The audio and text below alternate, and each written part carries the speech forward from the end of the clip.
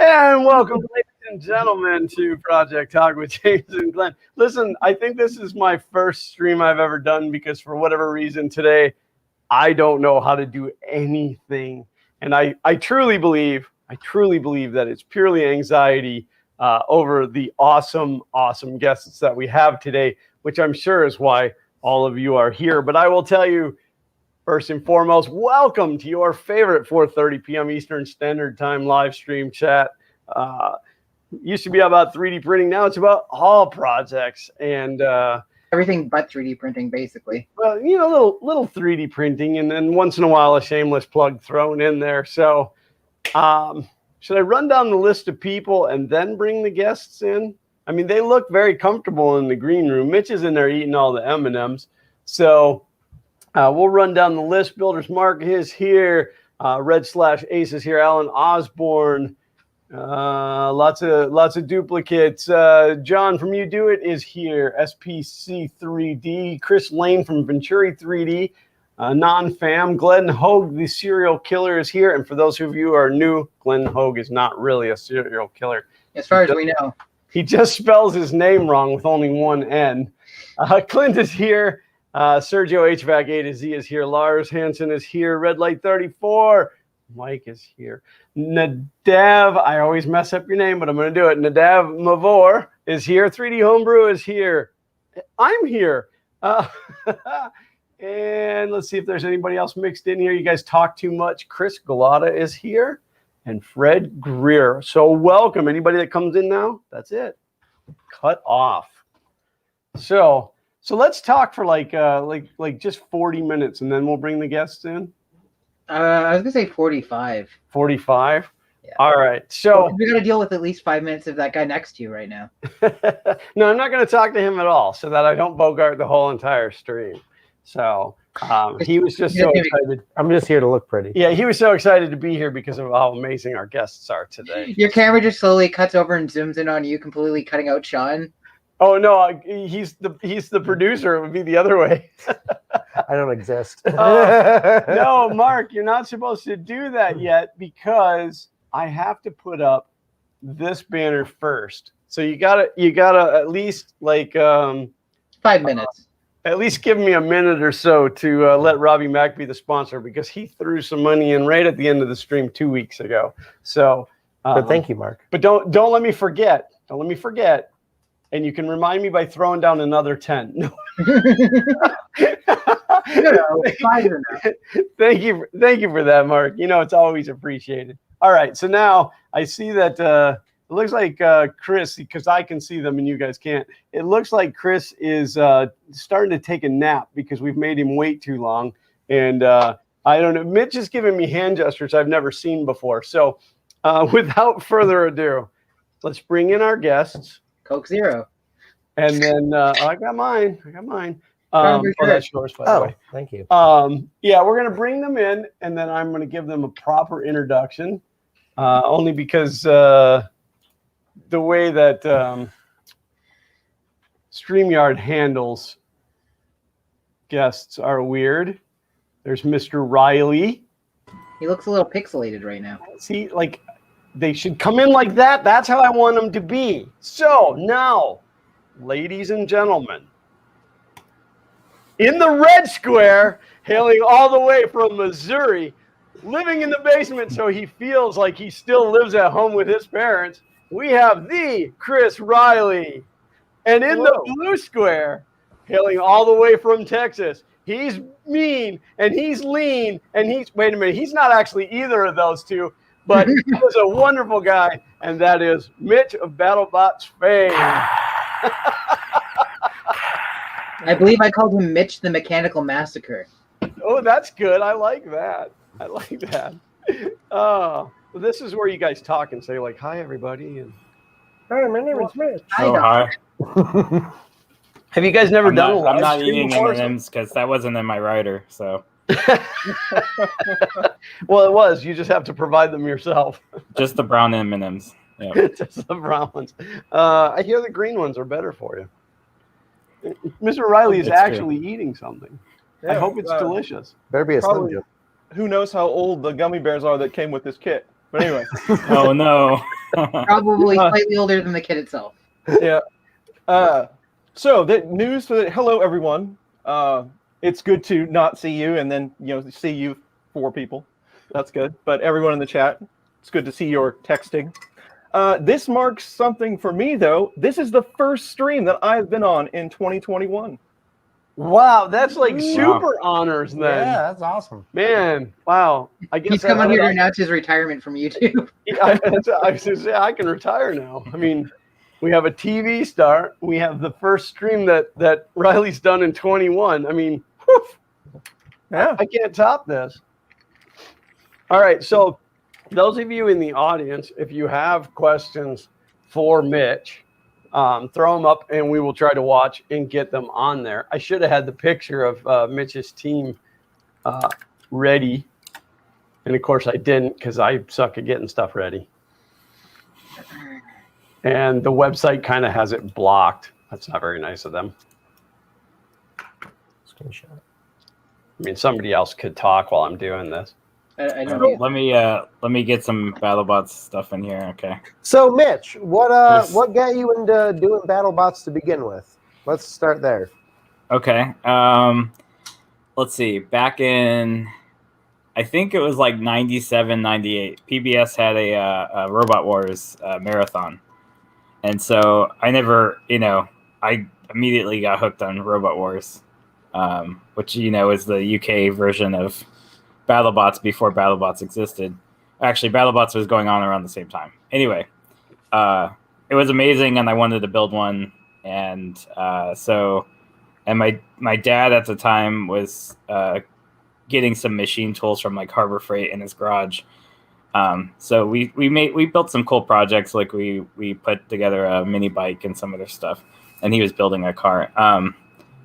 And then I found a local, because I was so interested, I found a local robot group in the Dallas area. At the time, it was Southwest Area Robot Combat. That's called SWORC for short. And I met Brady and his son Logan, who are Logan's the team captain of Sub-Zero, and Brady is his dad. And they were, members of this robot group. And so I started out just learning everything, like how to modify servos to be continuous rotation, how to make an RC transmitter and receiver work, all that stuff.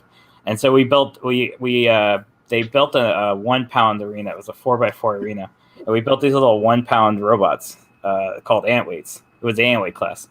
And so a lot of them were just RC car toys from like Tyco that were like stripped and they put like armor plate from like, the hobby shop and stuff on it. And that's pretty much what my first robot was literally a wedge that was made out of like really soft aluminum. And I used an AM radio from like an 80s RC car.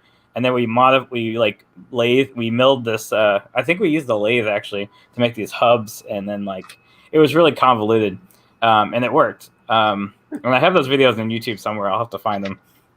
But that's what got me into it. So the community around it, just having a community of robot builders around, and then meeting Logan and Brady and all the people that were involved in it. And I've basically been in contact with them for a long time. What happened is around 2006 to 2008, they kind of disbanded when the hobby shop closed down. And then it was about it wasn't until I think 2014 or something, 2014 or 2015, we started up the Texas Robot Combat, or Dallas Area Robot Combat, at the Dallas Makerspace. So it wasn't until I joined the Dallas Makerspace that I even was able to get back in contact with these people, and we created a new local combat robot group.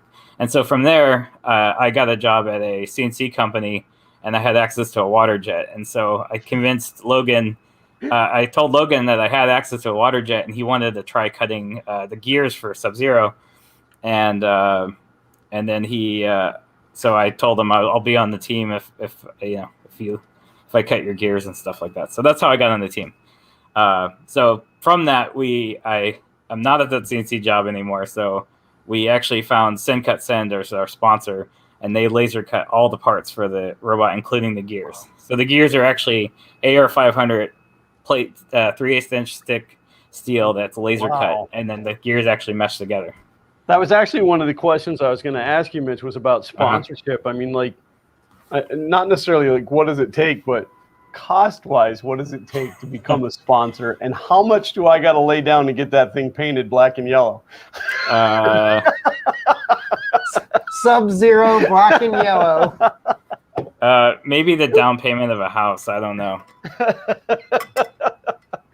No, seriously. So, like, if somebody wanted to sponsor a team, like, I mean, are there different levels of sponsorship? Because I mean, I watched the show and I see obviously Vex is a sponsor of almost everybody, and then Lincoln Welders I noticed was a sponsor of everybody, and so like, what does it take to become a sponsor? So we have a kind of a a lot of teams just come up with a sponsorship deck, or they kind of come up with a plan of like, usually to start with you pay.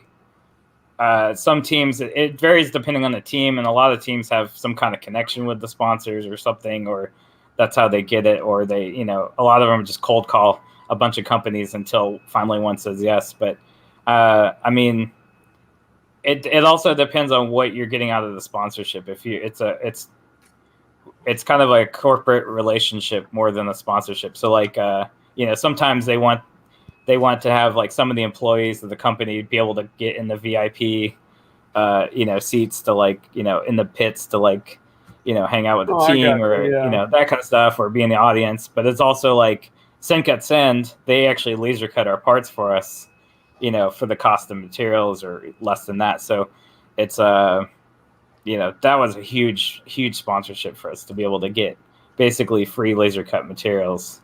It wasn't totally free. But no, I got you. Yeah. And then like Lincoln Tech was a local trade school, and they pulled in as a sponsorship. So they're just a monetary sponsorship. So I think, and it also depends on which robot you're sponsoring, because like I know Printed Solid sponsored Tombstone. I don't know what that involved. I imagine there's some monetary exchange for the logo, but I from what I can tell, it's about $5,000 to $10,000 to get on a logo on TV, depending on the team. Probably, and then a lot of it's also social media.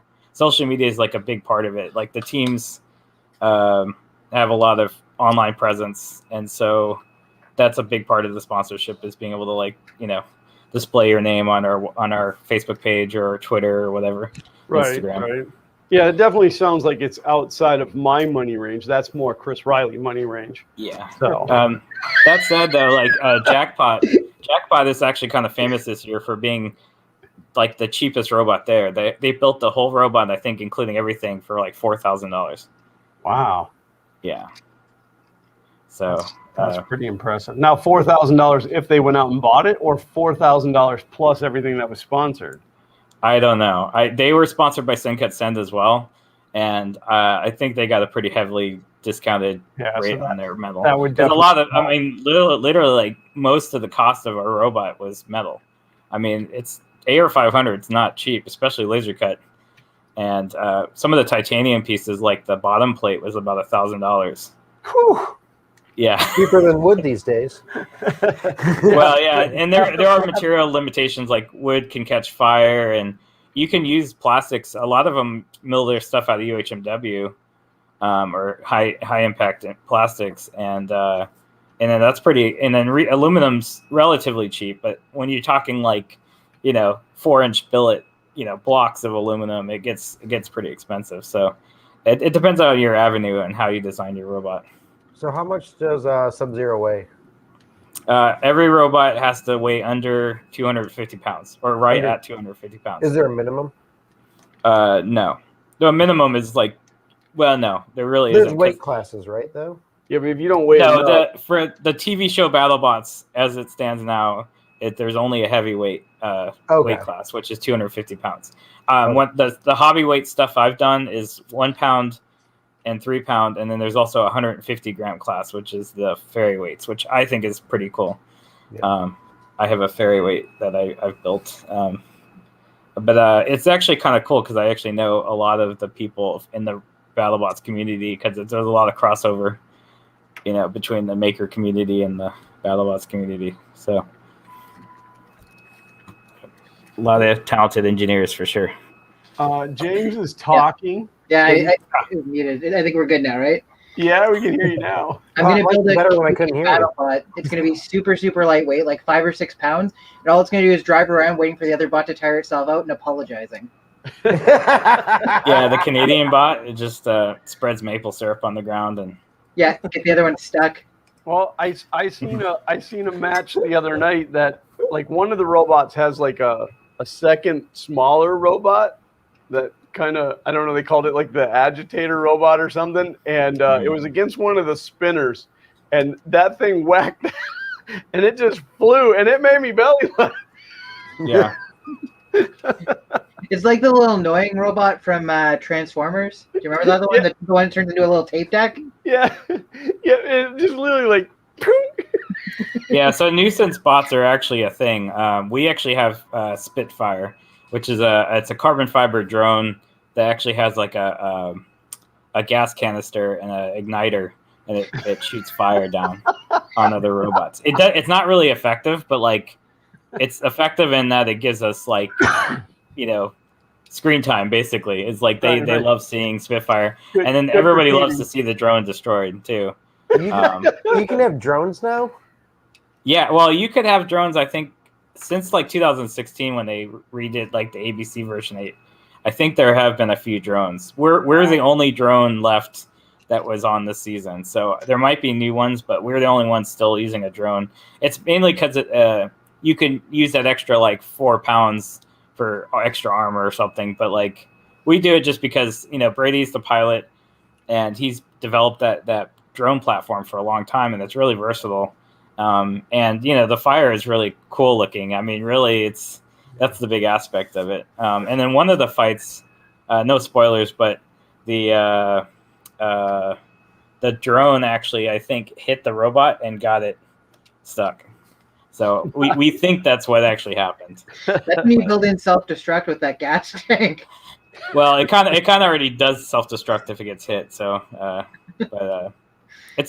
I was the fire operator, the one that triggered the fire, but Brady was the pilot because it's really hard to fly in that arena because there's so much.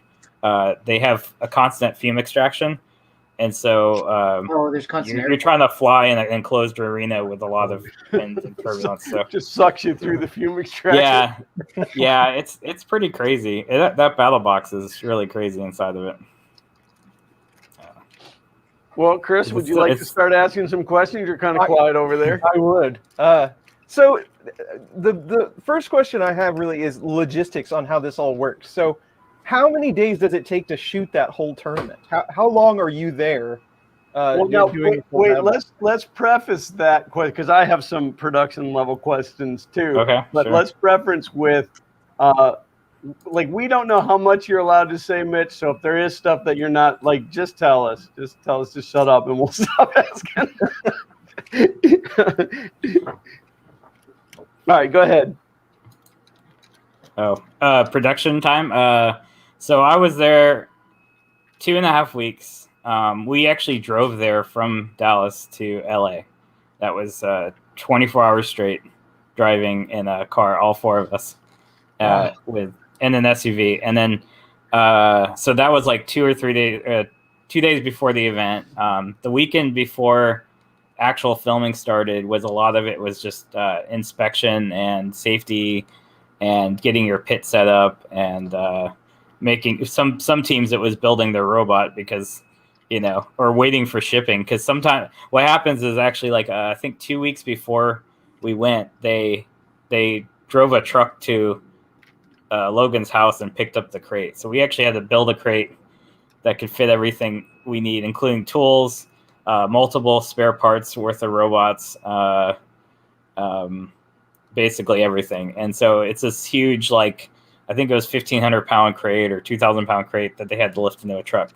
And then they ship it over to California and they handle the shipping. Discovery handled the shipping on that one. Because that would be expensive. But when we arrived there, our crate was there. So some teams, actually, the crates arrived late, or like the international teams where they have to basically fly it overseas, you know. And then there's a lot of like runs to Home Depot to get like parts that you're missing. Like they give you 3 stainless steel tables, and that's all you get. So we had to buy a shelf, we had to buy a fan because it was in the middle of a heat wave in LA, so it was like crazy hot. And so basically you get nothing. You get stainless steel tables and power cords or extension cable, and that's pretty much all you get. So It's like Murph is what you're saying. yeah, so it's basically Murph with, but unlike Murph, we had to go through COVID testing this time every 3 days, and we actually had to be tested before we went there, after we got there. I think it was the PCR and the antibody test, and then we had before we could even get in, and then we had to check in on an app every day with like a questionnaire. And you had to wear your mask every day, basically every time you're in the pit, unless you're with your team eating. And that was, I think, the only time they did it. So I was pretty impressed with how regulated it was, I guess, for what they had. And I guess it worked because they were like it was like the biggest production at that time since the lockdown. So It was probably the only production at that time. yeah, I think it was, and that's why I think. We were really hesitant about going because of that. Like we were a lot of unknowns. So a lot of teams took risks to go. And so, especially international teams that had to wait a 2-week quarantine before, and then 2.5 weeks there, and then 2 weeks quarantine going back to their country. So it was pretty crazy, how much it took to get everybody out there. So it's like when you film, like you're filming all the episodes, just like boom, boom, boom, boom, boom, and then they air them for a season. So you shoot a whole season all in one go.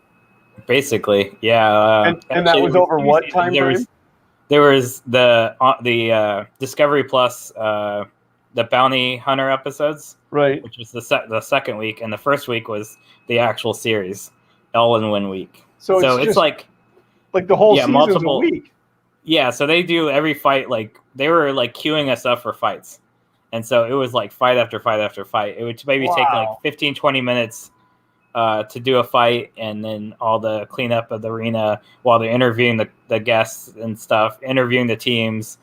And then Chris and Kenny are kind of doing like touch-up videos between the things, and like Farouk has to do a couple of announcements between and after, but it's basically streamlined to the point where they could just do like 15, 20 minutes per battle. And then they can get like, I think they got like, it was like 12 or so fights a day or something like that, from like 9 a.m.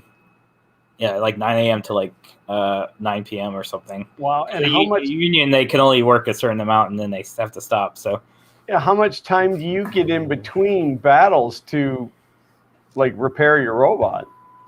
I mean, we got the whole weekend before. After our first fight, I think we got a day to work on it.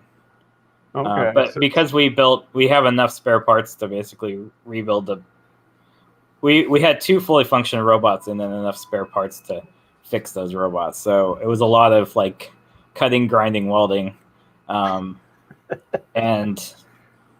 basically just you're there with a ratchet just going and then you remove the part and then put another part on and hammer it back on, and it's just like working on a car in the pit, And real quick, just for anybody that has just joined us today, as special guests, we have both the Chris Riley from Chris's Basement and Mitch, who is known as Mitch3D. Mitch also does 3D printing, which is how I got to know Mitch. But as bragging rights, I've touched Sub-Zero. Oh, yeah. Rubbing up on it. I touched Mitch, so. Rubbing up on it. Come on, Sean. We've all touched Mitch.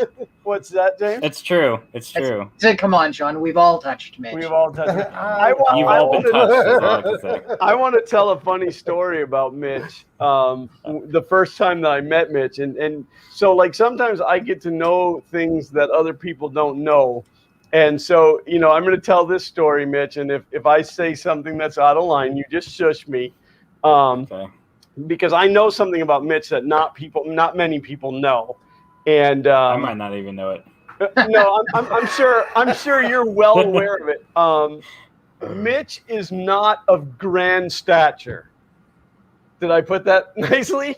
The first time This that is I news met to me. Mitch- what's that? This is news to me. What are you Isn't that talking thing that you did in '98? I remember So- that. Yeah. So the first time I meet Mitch, he's got a Delta printer strapped to his back as a backpack. And he says to me, there's a camera on it. If you put your face down in there, I can take a picture of you. And so I squat down, and now my face is about in Mitch's butt. And he's like, oh, hold on, it's not working. And I'm like, come on, Mitch. My face is in your booty. There was no camera. Hey, that was a good icebreaker. Yeah, it was a Gotcha. scam. No, I do have the picture. Mitch did send me the Yeah. picture. So So that was when I used Octoprint on. I was running Octoprint locally Oh, on the backpack printer using a Raspberry Pi Zero, and Raspberry Pi Zero W is not made for Octoprint. And so it was in like Murph had like so much Wi-Fi interference you could not get a good connection. So I'm trying to use the camera on this on my phone that was directly connected to the Octoprint, and then again, because the backpack printer was so low. I had to bend over so I could get people's pictures. I'm like, I'll squat over. You should have just ripped one, man. I know. And Like also, that's not it. The smell of ABS. yeah. Another thing that people may not know is I'm a little older. Like I'm not super young, so like I'm standing there all hunched over with my bad back. Oh, my sciatica. I just had to share that story. We can definitely go back to talking about that.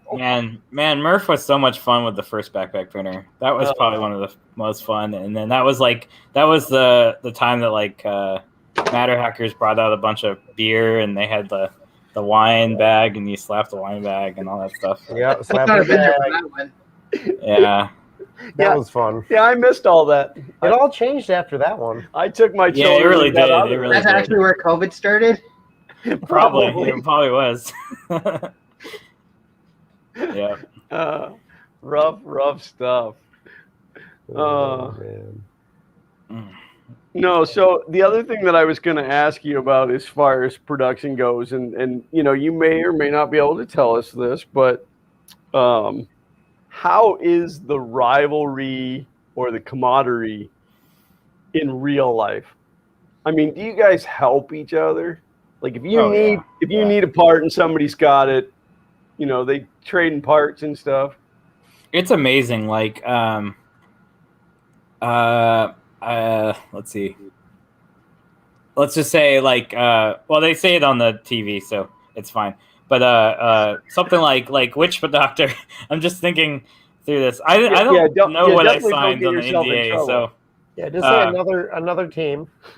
it's just spoilers. Like they basically told us don't post anything, even pictures of robots that have been in battle, because it will give away damage, and people can figure it out on Reddit. Like the Redditors are so keen to spoilers.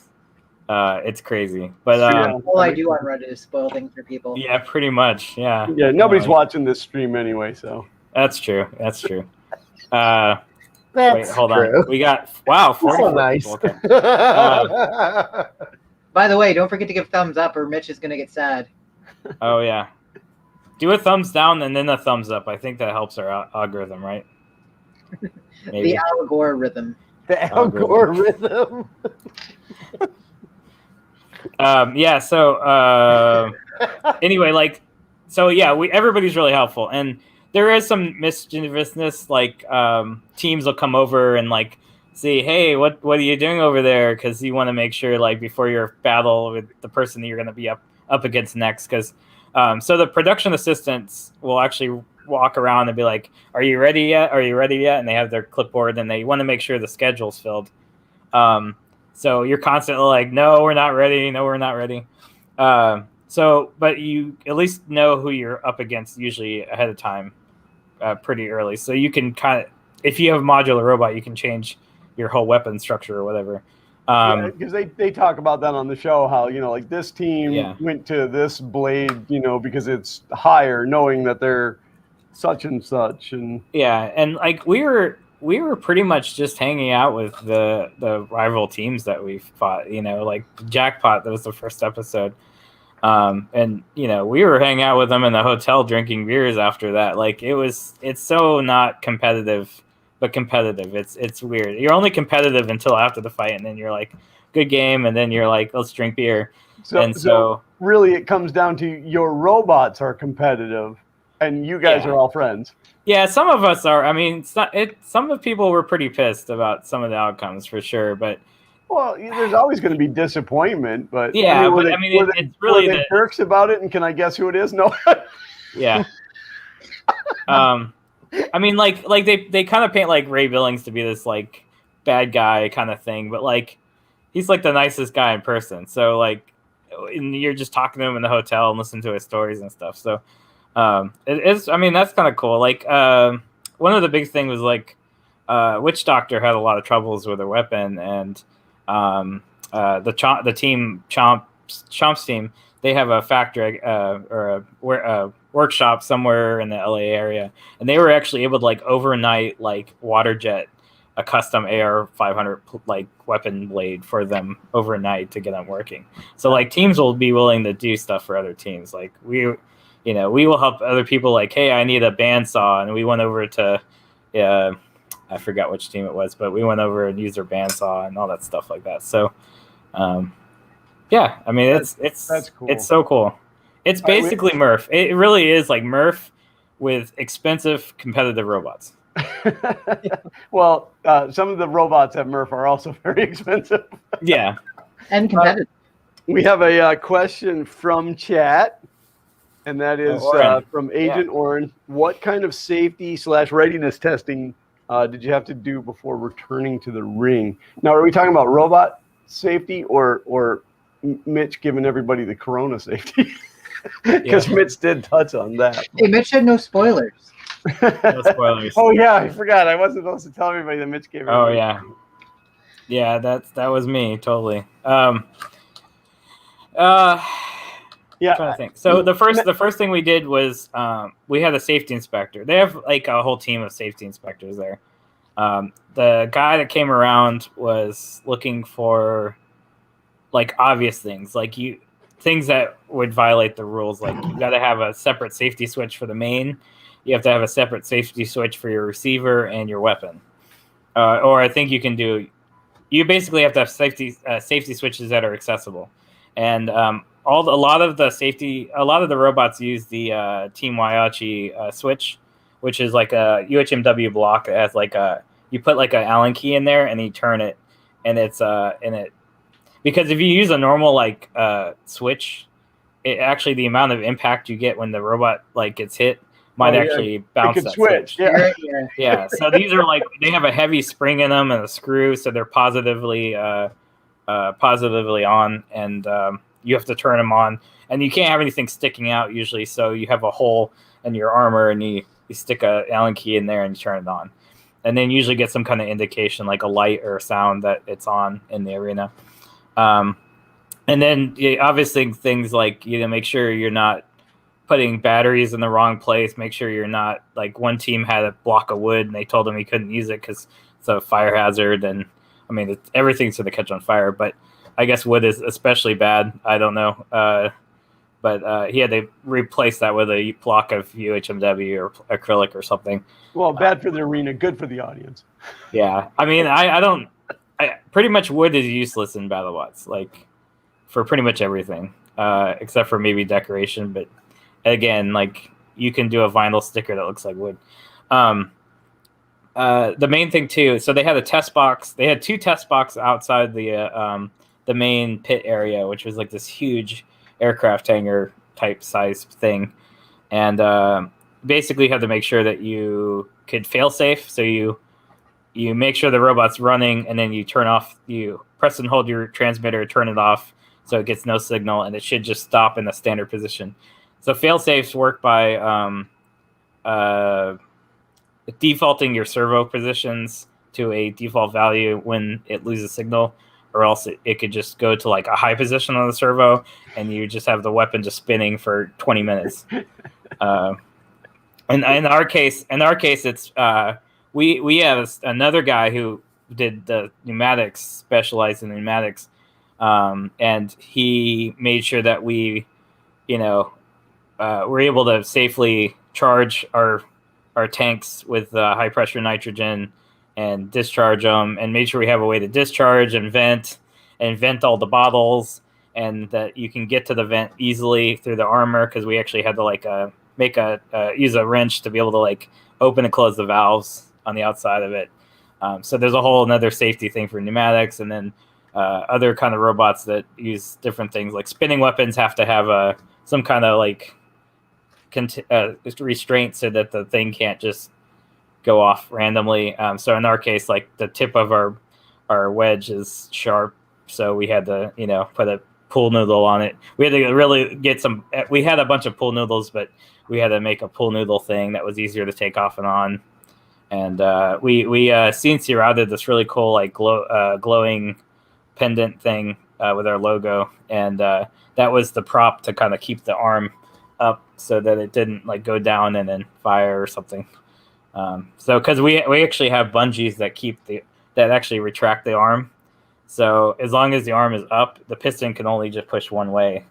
So that's kind of our fail safe for the arm. So there's a lot of that stuff, but once you get past that, and then you have your weigh-in fully, you only do the weigh-in before you go to the arena. So it's you have to have and because so that you're not changing anything before the fight. Yeah. And it's stuff down to we had to depressurize some of the gas in our tanks and stuff, because the gas in the air tanks is a few pounds, and so it was down to half a pound weight limits and stuff that we had to go down to for certain configurations. So is that hydraulically lifted then? It's all pneumatic. We're running paintball Ninja paintball tanks. We have 3 of them. I think they're 80 ounce or whatever. 80. I don't know what volume. 80 pound. It's less than 3 liters, whatever that is, or it's 4 liters, something like that. And then they're regulated down to 1800 psi air pressure. And we're actually there because there's a difference between CO2, regular air, air with moisture, and then compressed nitrogen. At the event, we actually have to use compressed nitrogen, because CO2 is dangerous because it can freeze and then decompress or compress once it thaws, and then it'll compress again. So we can't use CO2, but that's actually why Sub-Zero is called Sub-Zero. Is because it originally used CO2, and it would actually ice the bottles would start icing over, and it would get to Sub-Zero temperatures. But now we use compressed nitrogen that doesn't freeze, and the moisture doesn't condense because there's no moisture. They're usually pretty dry. But anyway, we go 1800 psi to the buffer tank, and then there's a buffer tank because it holds all the air, and then as soon as we open the solenoids, all the air rushes to the piston and flips. So you have 1800 psi, or with expansion 900 psi going to the piston, lifting it up, which is 15,000 pound-feet of torque or something at the arm or something. Wow. Something crazy. It's enough to launch a 250-pound robot about 10 feet in the air. 8 to 10 feet, depending on how you get it.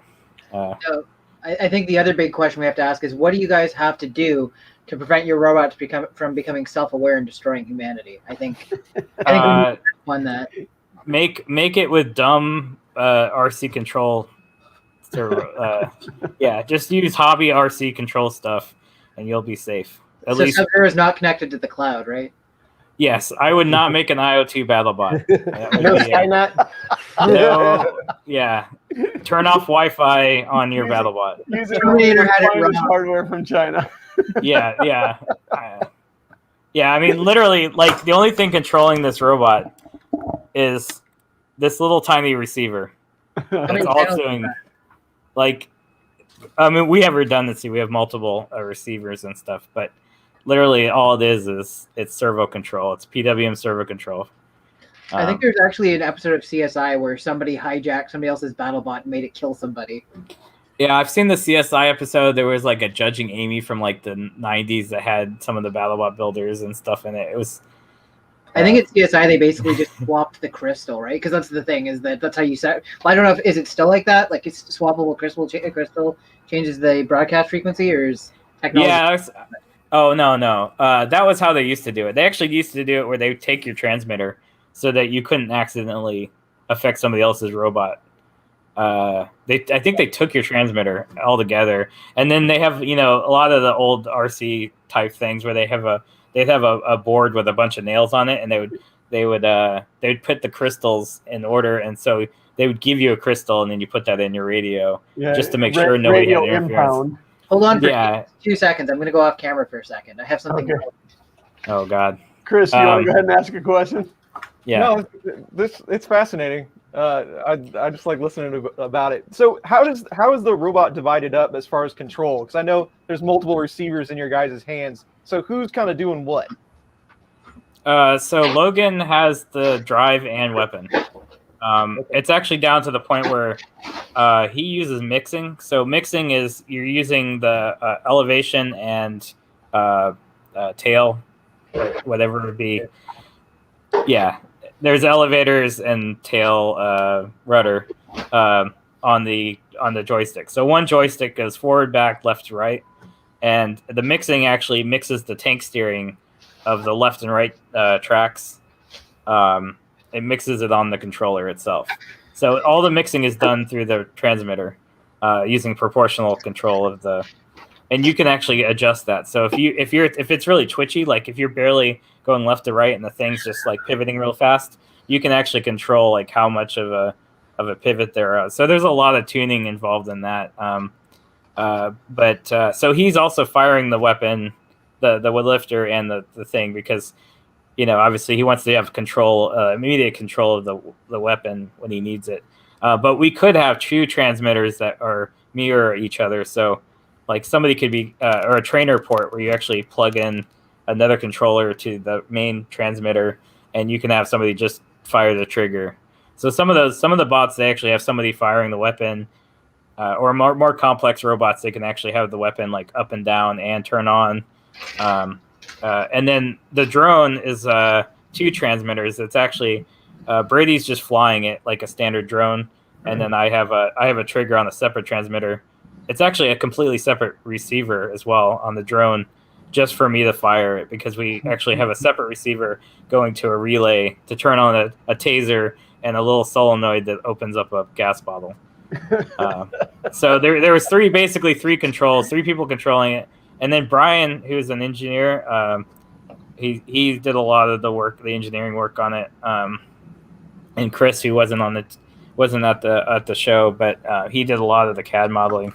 But Brian was actually kind of like a coach, kind of like telling Logan, like, "Hey, stop! Okay, I got him. Go over here." And you'll hear him on the show, like, yelling out, to Logan, because when you're like driving a BattleBot, you're like laser focused on your robot and the other robot. So like if you don't see something going on, like you need somebody to kind of be your co-pilot.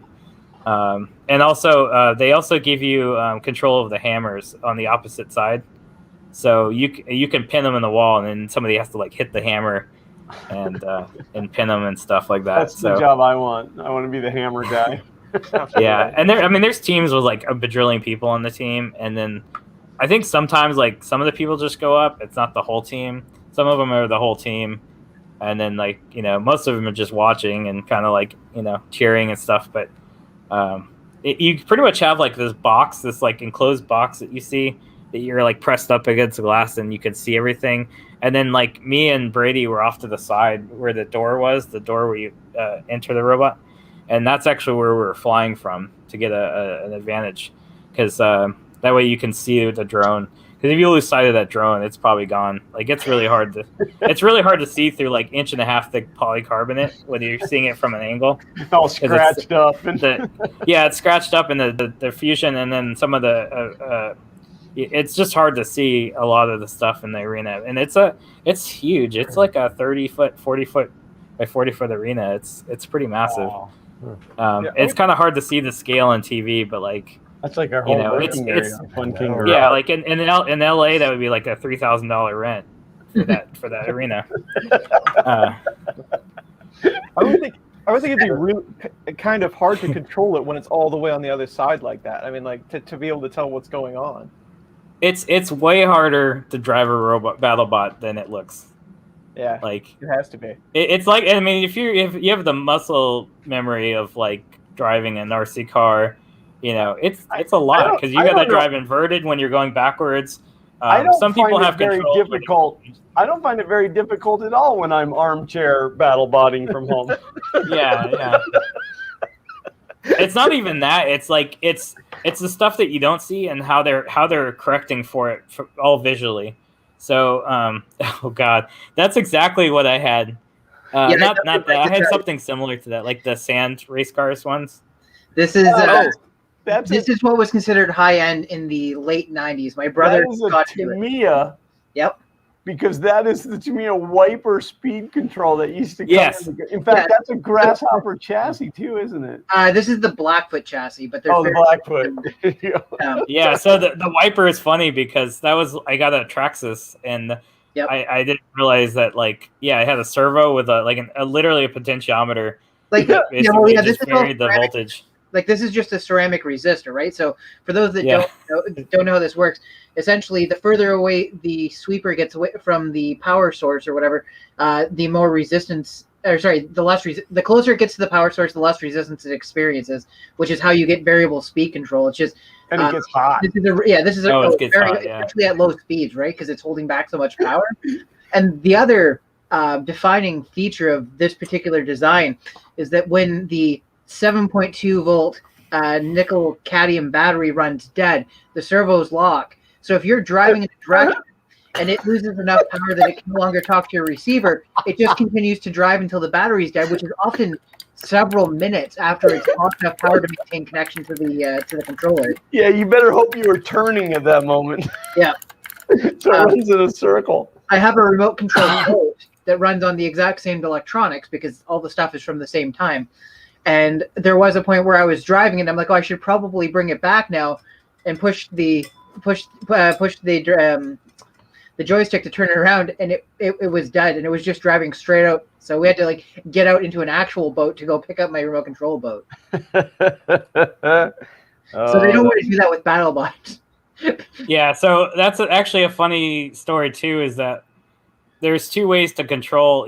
Basically, everybody uses ESCs, right? Electronic speed controllers. Yeah. And the more popular one is the VESC, the VESC, which is like an open source ESC design that everybody has made because electric skateboards, but they're programmable, so you can actually get you can tune, current ratings and all this stuff. And then you can also run brushless motors, either censored or sensorless. Censored, if you stall a brushless motor, it's just trying to pump a ton of current into it to try to get it to cog. And if you use censored brushless motors, then it knows where the position of the motor is, so it's able to more efficiently try to handle a stall condition. Brushed motors, though, you're pretty much just dumping a bunch of current into it, hoping that it moves. But the brushes kind of help with that. These are probably, I think all RCs are mostly brushed motors up until recently. But a speed controller, speed controllers are way more sophisticated than you think they are.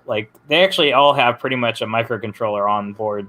And because you can control acceleration curves and braking and all kinds of stuff with them nowadays. Yeah, we were actually able to get logs at Orlando Maker Faire. We didn't actually really have to do it this time, but at Orlando Maker Faire, because we were testing the drive system of Sub-Zero at the Orlando Maker Faire. Robot Ruckus, I think is what they called it. That sounds right, yeah. Yeah, Lilith is actually, I think, one of the heads of Robot Ruckus in Orlando. And just so everybody knows, that was 2019 because we weren't graced with an Orlando Maker Faire. It feels like last year, but it wasn't. What is that? Oh, 75? I thought in Canada you could just use any frequency you wanted. I thought it was.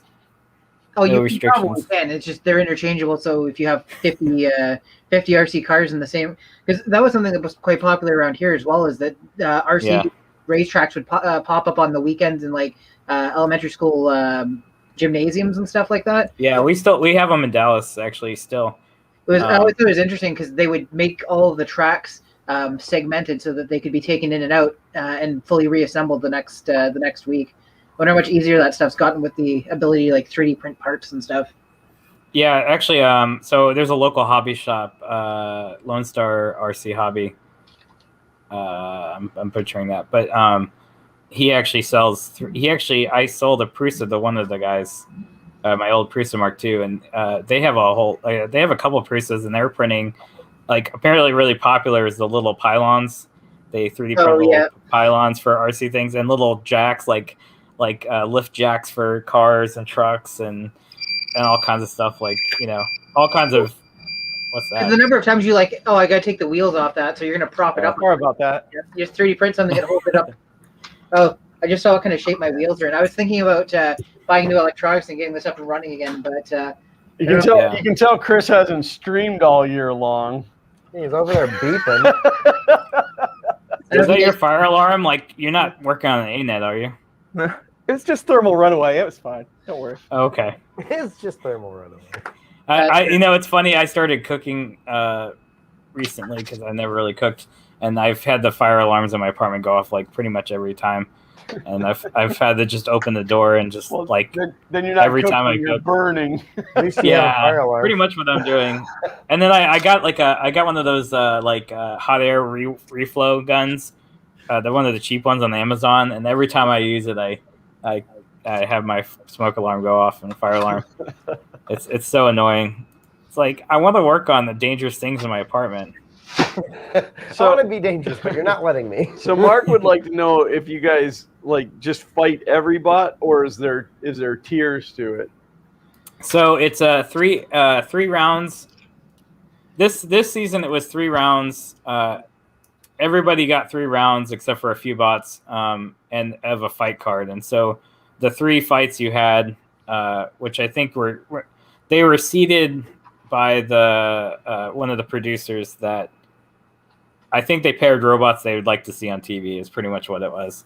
And so out of those 3 fight cards, the selection committee that they always mention is the producers basically, and they are the ones that decide the best performance out of those 3 fight cards for each bot, and then that's how they go into a single elimination tournament with 32 people, or 32 teams, and then a single elimination. So you have a prelim, and then you have whatever comes out of that on the show. 16, and then the finals. The finals are from that too. So it's like the finals are pretty quick because it's only 8 fights. So the finals are pretty much done in a day. And semifinals are like the first 2, like from 32, 16 to 8 is all done in 1 or 2 days. They do mention occasionally that in a fight that wasn't previously aired. So I mean, there's got to be a lot more fights than you actually see. Yeah, and I haven't been to previous BattleBots. This is my first one, but I think in the previous ones they have a lot less that goes on TV this time because there's only 60 something bots that were actually entered. That not all of them made it, but like a lot of the bots that normally wouldn't be on TV were on TV. So that's why Sub-Zero got a lot of screen time. It's probably, again, it was an interesting season because of the whole middle of the pandemic thing, and I'm glad we went for sure. It was worth taking the risk. But this year there's going to be so much competition. There's so many people. It sounds like they were careful enough that, I mean, even the risk wasn't really, wasn't that bad. Yeah, I agree. But like, there was a lot of uncertainty, and a lot of it is that they kept pushing the dates out, and so it was kind of stringing the teams along where they wouldn't announce when we actually were going to be like, okay, we got to know because we got to make plans like how fast we can build this robot. So it was going to be like in July or no, it's going to be first it was in April and then like got kept pushing back, and it wasn't until like a month before the event that we got notified like, hey, it's going to be, first week in October. It's And you're like, tomorrow. Show okay. off. Yeah, basically. So like we stopped working on the robot for a little bit, like at least a month, because we didn't know until we finally got, because we didn't know if we were even going to go this year, like until we pretty much all decided that I was on the fence. I was like, I'll only go if you guys go, because, like it's not worth going with like half a team, Right. And that's kind of tough, but a lot of teams were struggling to get any information. And I think this year, I think they're going to be better, because this was probably like one of the biggest like viewerships of BattleBots I think ever. I don't know. I don't know the actual numbers, but I know it was popular enough that I think they're gonna definitely, hopefully, handle it better. Oh, they also have to have a new venue, because I think the aircraft hangar or the giant manufacturing building that they used was sold, so they had to move. They have to move. So we don't know where it's going to be. It might be in Vegas or it might be in LA. They should do it here at my house. That'd be awesome. White Castle. I honestly I think another Orlando Maker Faire robot competition this year would be nice. Well, but I think a lot of the Orlando BattleBots teams Maker are Faire going to this year would be nice. Yeah. Well, yeah, I don't know. I'm still on the fence about all the events coming on this year, but anyway, yeah. So, all right. So your next question, unless somebody else wants to jump in, from Red/Ace, how were the on-site common tool areas that they mentioned sometimes? So you had Lincoln Tech, Lincoln Electric. Lincoln Tech is the school, completely different. Lincoln Electric was out. They had 2 Lincoln Electric booths and side by side, and they had professional welders helping people weld their stuff. So they had like a MIG, TIG. Nobody uses ARC anymore, but basically some really high end Lincoln MIG and TIG machines. But they were, trust me, I've recently done an ARC welding project, and you have a bunch of those little sticks that are left over, and you got them all over the ground, and you're all sunburned and burned. Oh, you'd be very sunburned. Yeah. Anyway, yeah, they were doing crazy stuff. Like they had the MIG weld, they had the aluminum MIGging, and they were just like there for like 30 minutes going, and they were filling in like an inch thick amounts of aluminum. Oh yeah, that were taken out, like chunks that were taken out, or they were welding like thick pieces of AR-500 without it's just crazy, and they had to do it fast because we got some stuff welded on our robot, and the professionals there, actually Logan, the team captain, he learned how to TIG weld at the Dallas Makerspace in January, and built all our chassis. I don't know, wheel hubs and everything. I don't mean to interrupt you, Mitch, and I don't know if you realize, but Logan's in the chat. Oh yeah. Before he says something, yeah, right? I invited them too. Yeah, so I just want to make sure that they're answering questions that I'm missing, because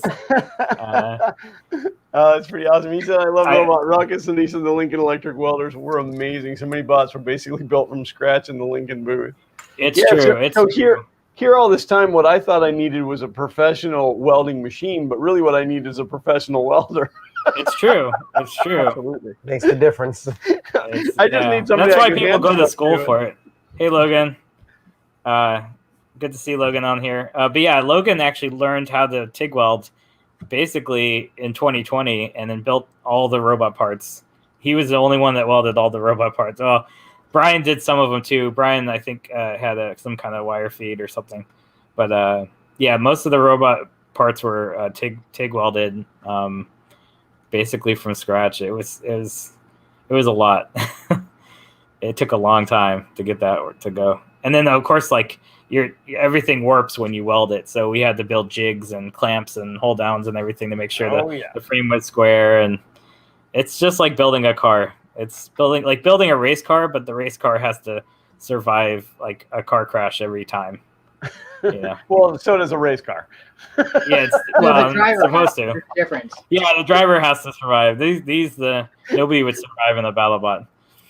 Yeah, that's No, why I think that's, it's funny. That's why I think it's funny that like people talk about like the big robot battles, in anime and fighting kaiju and stuff. Like the first hit that at that scale, the first hit would just give you a concussion. Like the amount of force involved in that inside the robot, you'd be thrown around, you'd be dead. So like, Oh yeah. yeah, fighting robots are still a fantasy for sure. Or well, mech I suit. absolutely got hooked on it at Orlando Maker Faire 18. When we were there for maybe it was even 17.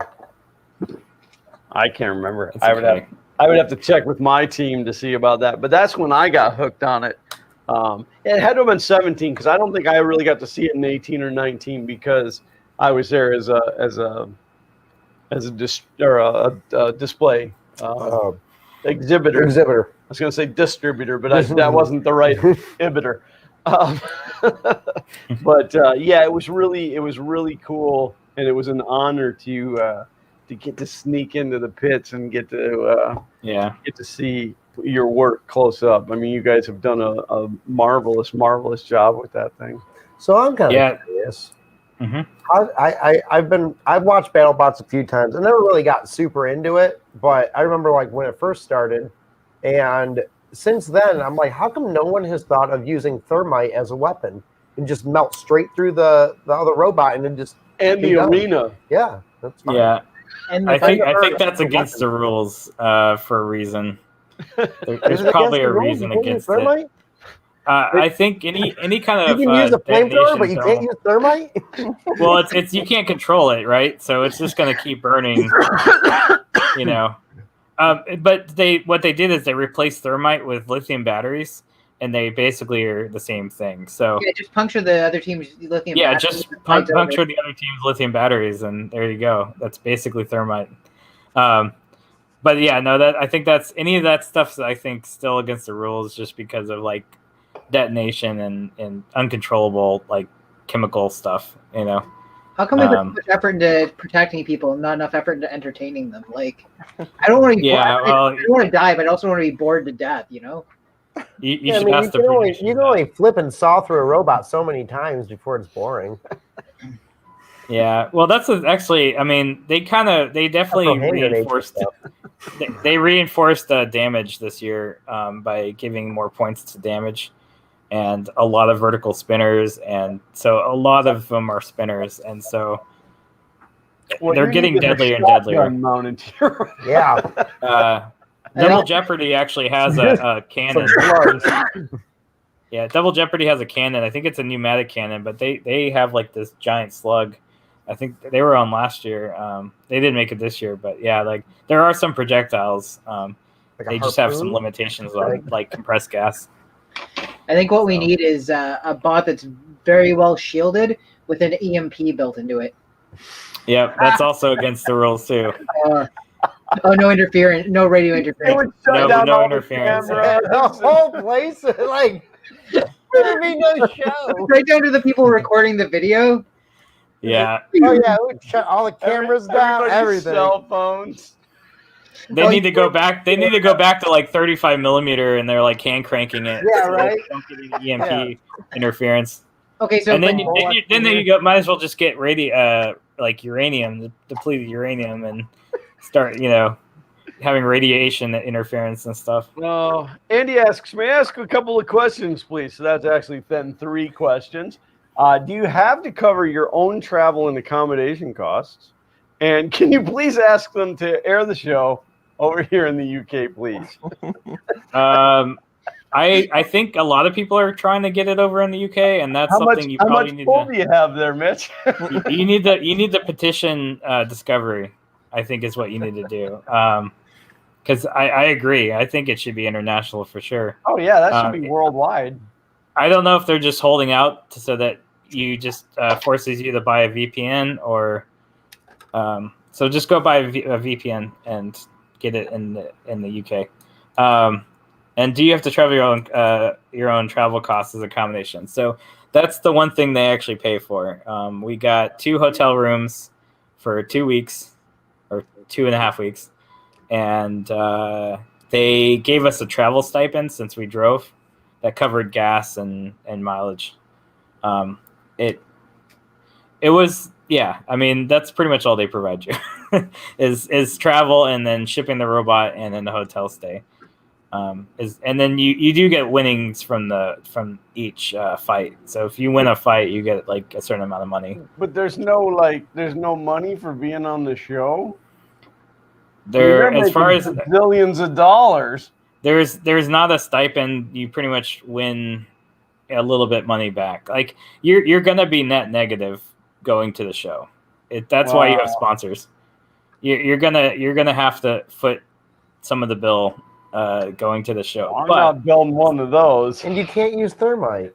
Yeah, you can't use thermite. Well, that's I'm 2 just strikes. saying, man. You get no money, no accommodations, and you can't use thermite. No, you get the accommodation. Well, you get some. no money. If you and go no to thermite. local events like the 3 pound, 1 pound, 1 pound, 3 pound events, like you pay like $20, $30, almost $50 to enter these events, and then you're also paying the couple $100 it takes to repair your robot on these little 1 pound robots. So like, just the fact to be able on TV, you're basically paying to be on TV is what it is, and so that's why sponsorships are pretty much the only way you can survive on there.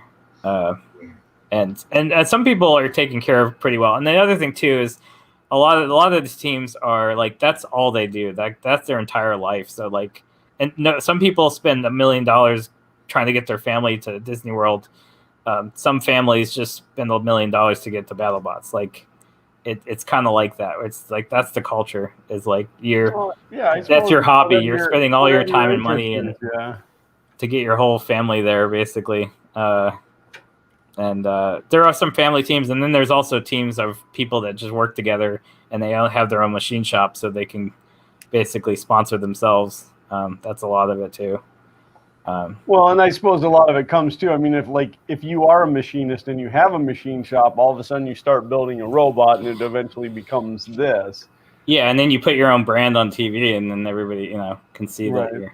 So there are some opportunities like that. I mean, we're literally building this thing out of a garage. Like, this is a garage built robot. But we have a makerspace that has been pretty helpful. Like, to have access to a nice TIG welder and some CNC stuff. Having access to a Bridgeport mill and a Colchester lathe is like amazing. Like, we couldn't have done anything without having like giant machine tools. So that was a big part of it. But Dallas Makerspace didn't really sponsor us. We were paying for a membership there. So if you can find a little local hackerspace, makerspace, usually they have tools. I mean, that's okay, because the maker spaces and stuff, that's how they survive, and they need to survive. I mean, we need those type of places. So yeah, it's kind of been rough for this year, but like the Dallas Makerspace has done pretty well, just because we followed city ordinances and stuff, and now we're less memberships than we used to have, but like we've been able to financially survive to work on it. So like, yeah, the fact that the makerspace was open during the pandemic but they enforced masks and all that stuff, we were pretty safe, and we were able to build a lot of stuff and powder coat it and welding and powder coat. I also machined a lot of on the CNC router. I made a lot of the UHMW parts that we use inside the robot, and I also milled the jigs for welding the tubes.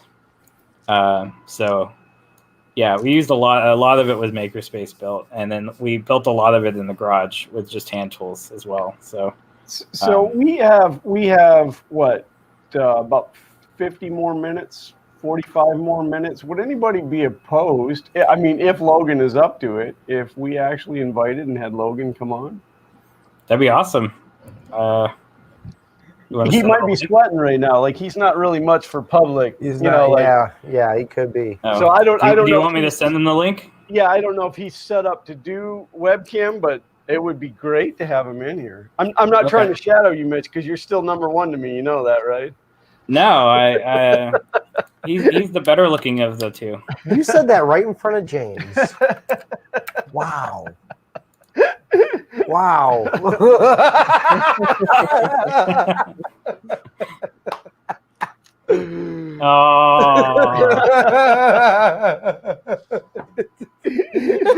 See, now the funny part is when James comes back, if I don't add him back, he doesn't get to be back.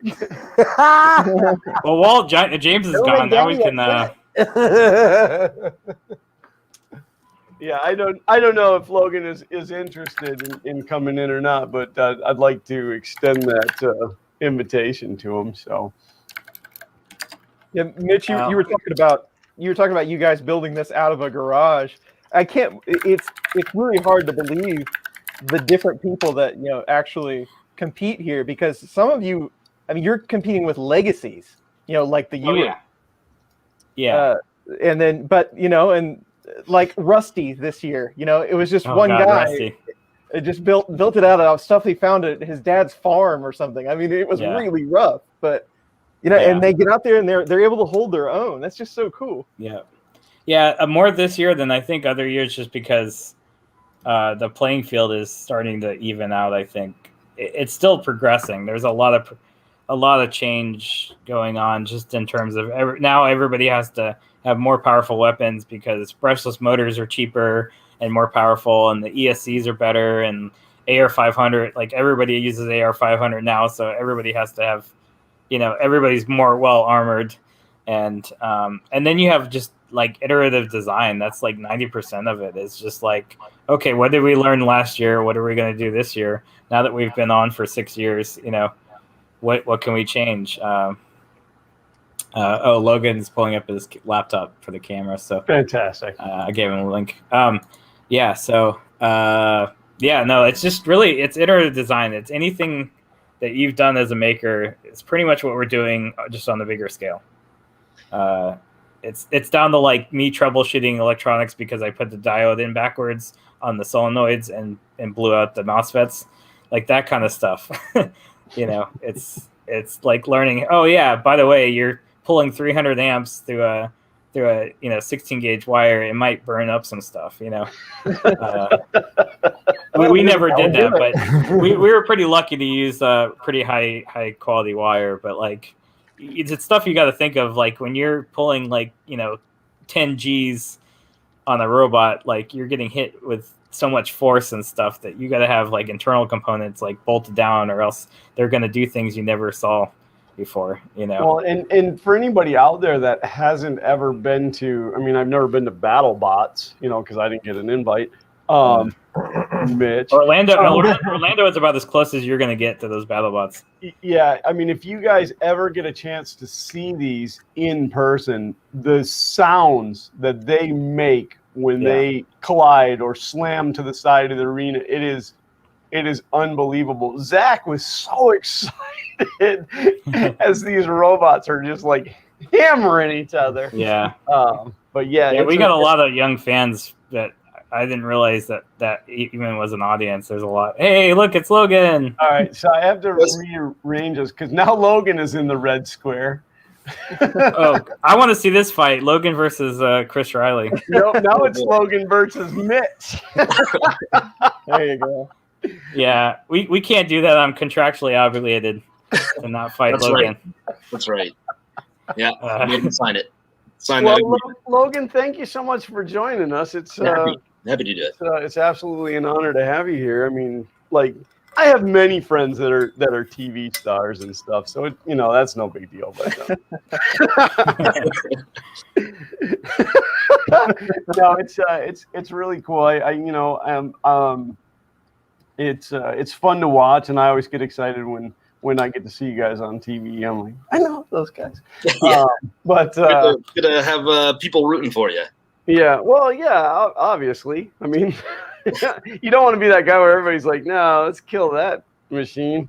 So, but no, so I mean, chime in anywhere that you want as far as the questions that have been asked. I have a good one for both of you. You can both have your opinion on this one. Do you prefer the red square or the blue square? Okay, so let me ask that question honestly. Like with the arena, like was there like a home side? Was there a favorable side to come out of for you?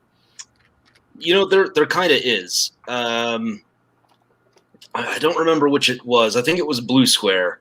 Blue Square, I think, is the furthest away from the judges. So if you take the fight to the other square, you're able to really show that initiative to the judges, right? You're able to push the other robot right into their little box, and That makes sense. Sure.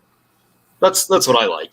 Yeah, I just didn't know. Like, I mean, I don't know how well that arena is made. Like, if one side of the arena has a little better grip for taking off, or so like, and then like, how do they choose? How do they choose what side you start on? I mean, is it flip of the coin or? Pretty much. Yeah. So no true home team. No. advantage. What's that floor? What's on that floor? Is it just concrete? Steel. Oh no, it's steel? all Like steel. half-inch thick, I think. I think it's This year. half-inch. This year it was, right? Wow. Yeah, it's pretty they thick. really upgraded it this year. Yeah. And so like it's a brand new floor this year. So at the very beginning, the very first couple of matches, everything was perfectly level. They put this like grip compound. They painted on it. It used to be the stuff that you'd find like on battleships, Mm. the anti-skid stuff. Yeah. But that wears off pretty quick. A couple of matches in, and Well, that's because you guys are Yeah. so hard on stuff. Yeah, like halfway through the event, like basically everybody's just like popping up on the material, on the edges of plates and stuff. It's pretty tough. Yeah, I've seen a few of them.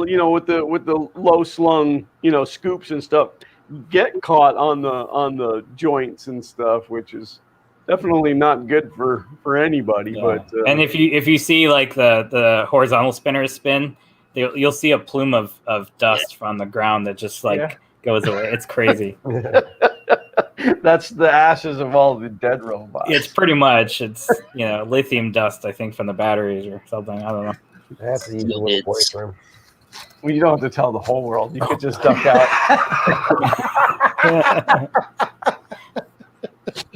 You heard it here. So now everybody knows on business. So James, Chris, questions for Logan now that he has joined us?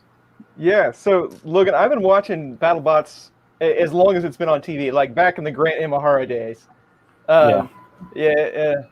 Rest in peace, by the way. But so when did I've been seeing Sub-Zero a long time. What's kind of the evolution of Sub-Zero? When did he come in, and like who had it at that time? All that kind of good stuff. Sure. So my good buddy Jerry Clarkin, who I met season 3, 20 years ago, over 20 years ago. It was our first time at the event. We had a super heavyweight robot called Steel Rain. Jerry, I met in line, had a super heavyweight robot called Hammer Time, and it was a pneumatic robot. So we became, pretty good friends while out there fighting and going on vacation. But a few years later, he built a 120-pound robot that he called Sub-Zero, and it used CO2 to flip other opponents. And he actually brought it out to a competition in Texas where he let me drive it. And it's really kind of evolved from there. From that point on, he kind of decided he would rather have professional drivers take control of the bot. Because when you sink, thousands and thousands of dollars into something like this, it's really hard to just go full send into a big nasty spinner.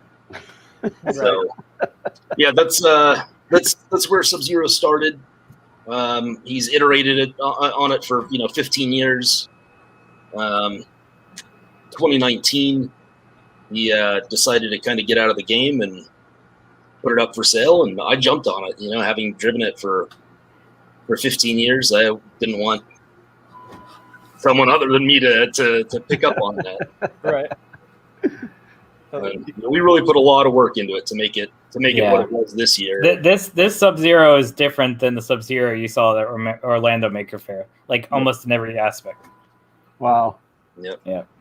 Mitch and the rest of the team, they all put a lot of work making it a competitive machine. Yeah, we were up till like 2 a.m. most nights, I think. Oh, yeah. At the makerspace. Weeknights, and then you wake up and you go to Weeknights, work. yeah. And then weekends, it was like we're counting down the weekends till we have to ship, and so it was like, how can we make these weekends more productive? And even to the point now where we're using some management styles to try to like maximize the amount of stuff we're going to do for next year. So, well, and it's got to be really exciting to be involved in. And I'm going to call it a hobby. I know you guys probably see it more career oriented, but If I made money, it would be a career. yeah, okay. that's the thing. Yeah, that's fair. But you know, like I have a lot of hobbies. Like I'm like the king of hobbies, and The fun king of hobbies. Right. I have a fun king ton of hobbies. But none of them have ever led me to any type of competition where I'm going to end up on TV. You know, like, so that's got to be really exciting and a huge drive as well. You know, I mean, like some hobbies will get you into a magazine, you know, sometimes you get a news article, but to be on television, a television show that, you know, millions of people watch has got to be super, super exciting. What did you think, Mitch? There's also an anxiety, I think, behind that. I think Logan shares that too. It's like, oh no, like how is this gonna look on TV? It's like, Oh yeah, I think we did so good. I want to first of all shout out John Mack for making the patches. Like those jackets were the coolest. Show the hat too. I think that's one of the jacket. Yeah. We basically Logan like used a Miller welding jacket to weld, and then he was like, we were talking about shirts and pit shirts and race jackets and all kinds of different ways to have jackets, and he was like, these are really comfortable, so let's go with these, and it has our color theme, and we went through a couple of different welding jackets, I think, to look at it, but we came up with just like, and then I was like, hey, I know a guy who does embroidery patches, and maybe he can help us. And John Mack was able to like work with me on a couple iterations and get designs and samples and stuff, and then we got all our patches through John Mack. So shout out to John Mack for that. Thanks, and then like a couple days before we left, we went to the Joann's Fabrics, and we were trying to figure out how to adhere patches to leather. And so we went through a bunch of like caustic like fabric glues trying to figure out how to get it together, and to the point where he actually Logan actually had to learn how to sew leather at the makerspace with a leather sewing machine, so that we could leather sewing machine, so that we could cover up the Miller logo. So we covered up the Miller logo with leather patches instead of just black duct tape, and it looks so much better and it lasts longer. I think I have mine in my closet. I'll have to find it, and we got to learn how to sew. That was really cool. Yeah, so we've used sewing on this project, 3D printing. There's 5 parts on the robot that are 3D printed. The wheel, the gearboxes have a 3D printed cover around them to prevent grease and dust in it. And then I 3D printed a case for all the solenoid switches that we used. We also use 3D printing to make drill jigs for the UHMW parts. That's right. Yeah. So because it's kind of hard to drill UHMW, like, or find out where. So we had to jig them up with 3D printed parts. So that was really helpful. A lot of that stuff was really helpful. Right. I think we're even using 3D printing to kind of prototype. Well, that's it. I mean, 3D printing and rapid prototyping is huge. I mean, it's a huge lifesaver to anybody that does fabrication. So now like machining, like Xometry and Senkasen, like you can quickly get like machined parts like for almost the price of, almost the price of more expensive 3D printed stuff. It's like, it's crazy how cheap you can get aluminum machine parts, and Senkasen, of course, like just adding metal parts to a already 3D printed thing makes it stronger, and you can do it. You can make it really quickly, and they also sheet metal bend too. So I don't know.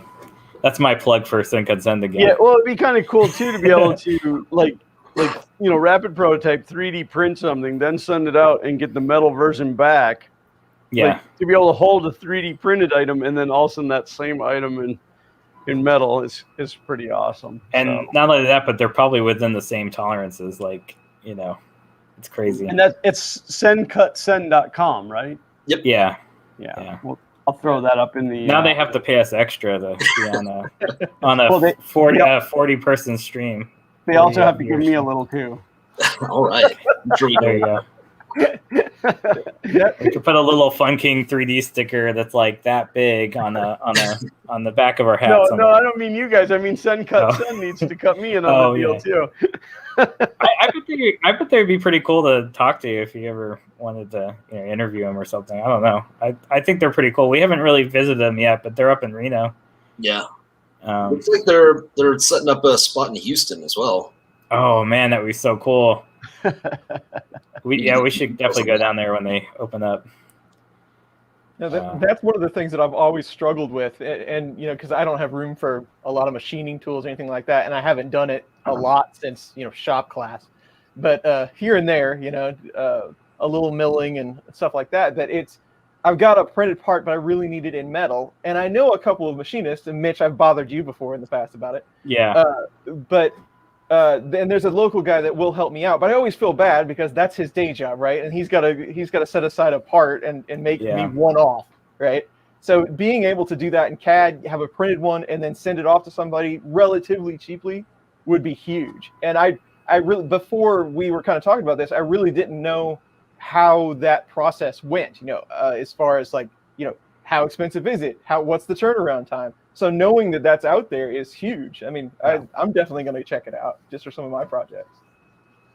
Yeah, I forgot about the thing I was going to machine for you. Now that I talk about it, I would have just sent you the Senkatsen. And the same with Glenn when I was going to machine something for him because I never got around to it. Yeah, Mitch was going to machine parts for me for the FK1, and I opted to not go that route because I wanted everybody to be able to reproduce it without having to bug Mitch. And that's a big part of it too. Yeah, it's less rep when you have to. But now that Senkatsen and all the Isometry and all these are kind of more common now, I guess in the States, I don't know, but in Europe, but it's becoming a lot easier for RepRap and just open source hardware designs to make more machinable because you can do on demand services. So, I mean, again, some teams built their entire robot in CAD and could just press order and then all the parts arrive and then everything snaps together. That's not really true, but that's pretty much what we did. I mean, except for the tubing, the square tubing that we had to weld, we pretty much had all the plate parts, ready to go, and then we could just order a batch of parts, and so we had all the armor plates on one shipment. That's pretty awesome. It was pretty quick for us. I mean, of course, we're always in a rush. So yeah. Well, I have a question for Logan that I actually asked Mitch in the beginning, but I think you missed it, Logan. And of course, your answer is more important. What would it cost me to get you to repaint that thing black and yellow? Oh, man. I can send you the deck. I can send you our sponsorship deck. Yeah, that's what I'm saying. We have a sponsorship packet we could probably work on No, if I'm anybody totally was actually kidding. serious. As I said, that's outside my means. That's more Chris Riley money. But he wants it black and yellow too. I want it bright orange. Bright orange. I'm about that. Yeah. Doesn't So quite you can have the make a theme, but you can make a function to throw knives. you could. I can Okay. sponsor those knives. Yeah, there you go. Just sling them. They pretty much would just bounce off any AR plate. So Oh, for sure. But it would look cool. it would look cool. Oh, we did you couldn't really see it on TV, but on Spitfire, we took those little Estes rockets and put little igniters on them, and we actually shot Estes rocket shooters, and you couldn't really see it on TV, but it was really cool to play with. So that's our foray in the projectiles. What was that? How would you ignite it? Oh, we used a little. You can buy little igniters, like rocket igniters, and so we used a relay to actually the same relay to turn on the taser.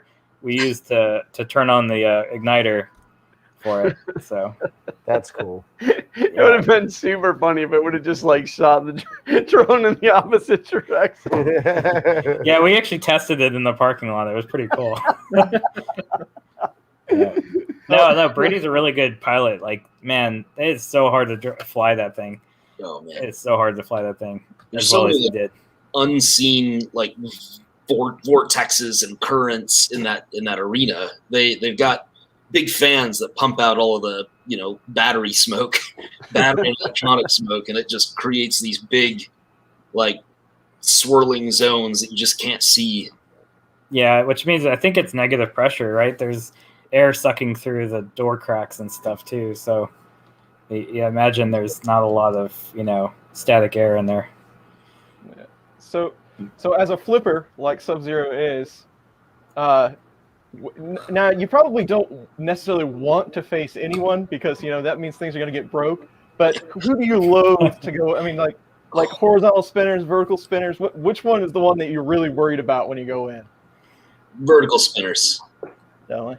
Yeah. Vertical spinners, because you can kind of like brace some of the horizontal spinners hits against the ground and against your armor, but all the vertical robots, they've got little feeders that scoop you up and just uppercut you to the moon. Yeah. It's really hard to take a hit. Like you don't have enough weight to have enough armor to really tank those kinds of hits. So you just have to kind of make those areas ablative and try to avoid getting hit. How well did that work out, Mitch? Oh, we did great. We did so great. I mean, we can send pictures later after we can send damage pictures, I think. But yeah, it worked pretty well. We did surprisingly well for having a tube chassis. Yeah. You guys did do really well though. I mean, you went quite far. I was really I like Sub-Zero because I was watching for Mitch for sure. I was really rooting for Uppercut just because I really like that young guy that's on the team. Uppercut's so good. Yeah, I had him in my bracket to go all the way, but he got knocked out. That's the scariest robot in my opinion is Uppercut. Oh yeah, definitely. With all of the theatrics that go, like, I mean, I'm sure that you guys don't act like that in real life, and that's just encouraged. But like, do they kind of? Oh no, Logan's a drama queen over here. I mean, do they give you like just kind of free reign? Like, do they tell you, make it really corny? I don't know how else to put it. Like, I mean, do they tell you, hey, we want you to really, or is that just something that started and you guys all do it just because? I didn't realize I was corny. I guess it's working. No, they really kind of give you a lot of free reign. There are probably some times where the producer's like, no, you need to like be more excited.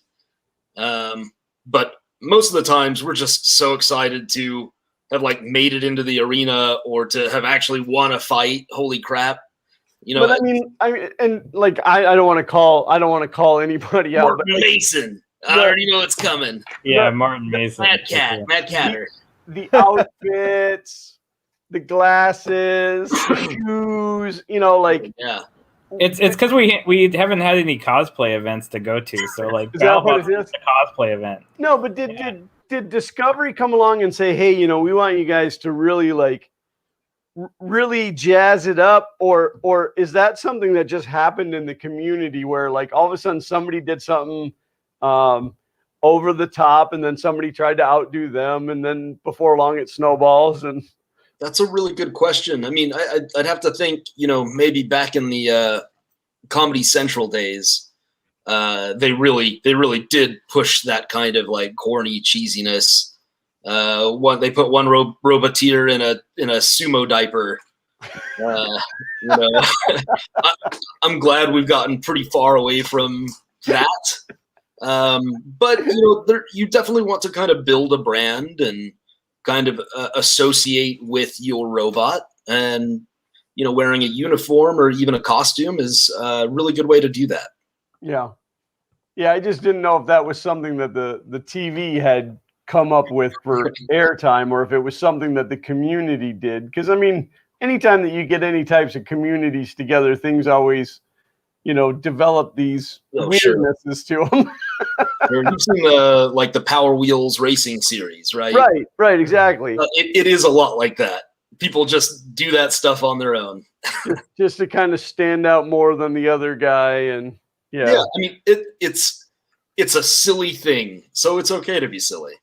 Oh well, that's life. Life in general, it's okay to be silly. So no matter what anybody tells you.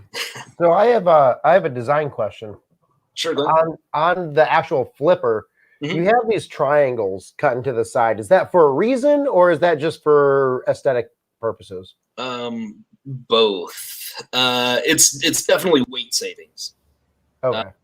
Is it as optimized as it could or should be? No, I think it probably lands somewhere between weight optimization and aesthetics. Okay. But yeah, 250 pounds does not go very far. You're telling me. No, he doesn't go very far. He just pretty much stays inside his house. I don't go very far. 50 pounds. I feel you. I'm right there with you. Every day I wake up thinking I'm going to do better, and every day I remember food is delicious. I have a question. So we've already covered a couple of the things that you guys aren't allowed to use as weapons. There's thermite, there was EMP. What else are you guys not allowed to do? Like, is there like a long list of things like you can't weaponize plutonium, I guess? Huge list.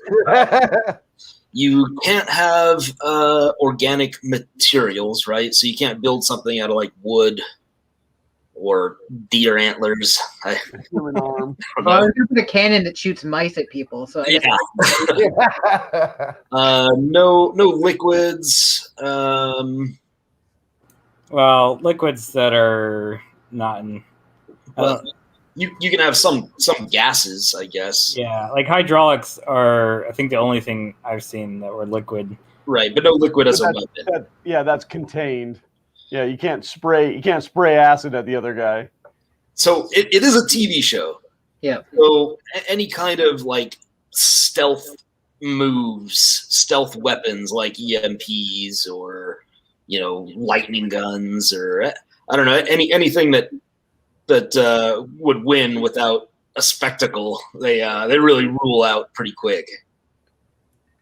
Oh, so they're running up with like a taser and trying to fry the guy's electronics so that it's just dead in the water. Yeah, they don't want that. I'm thinking that the robot should be small, like maybe the size of a paper plate, and then all the rest of it is just like explosive. And when you get close to the guy, you just completely detonate. But your robot's still okay because it was little and outside of the blast. We wanted to build something like that using a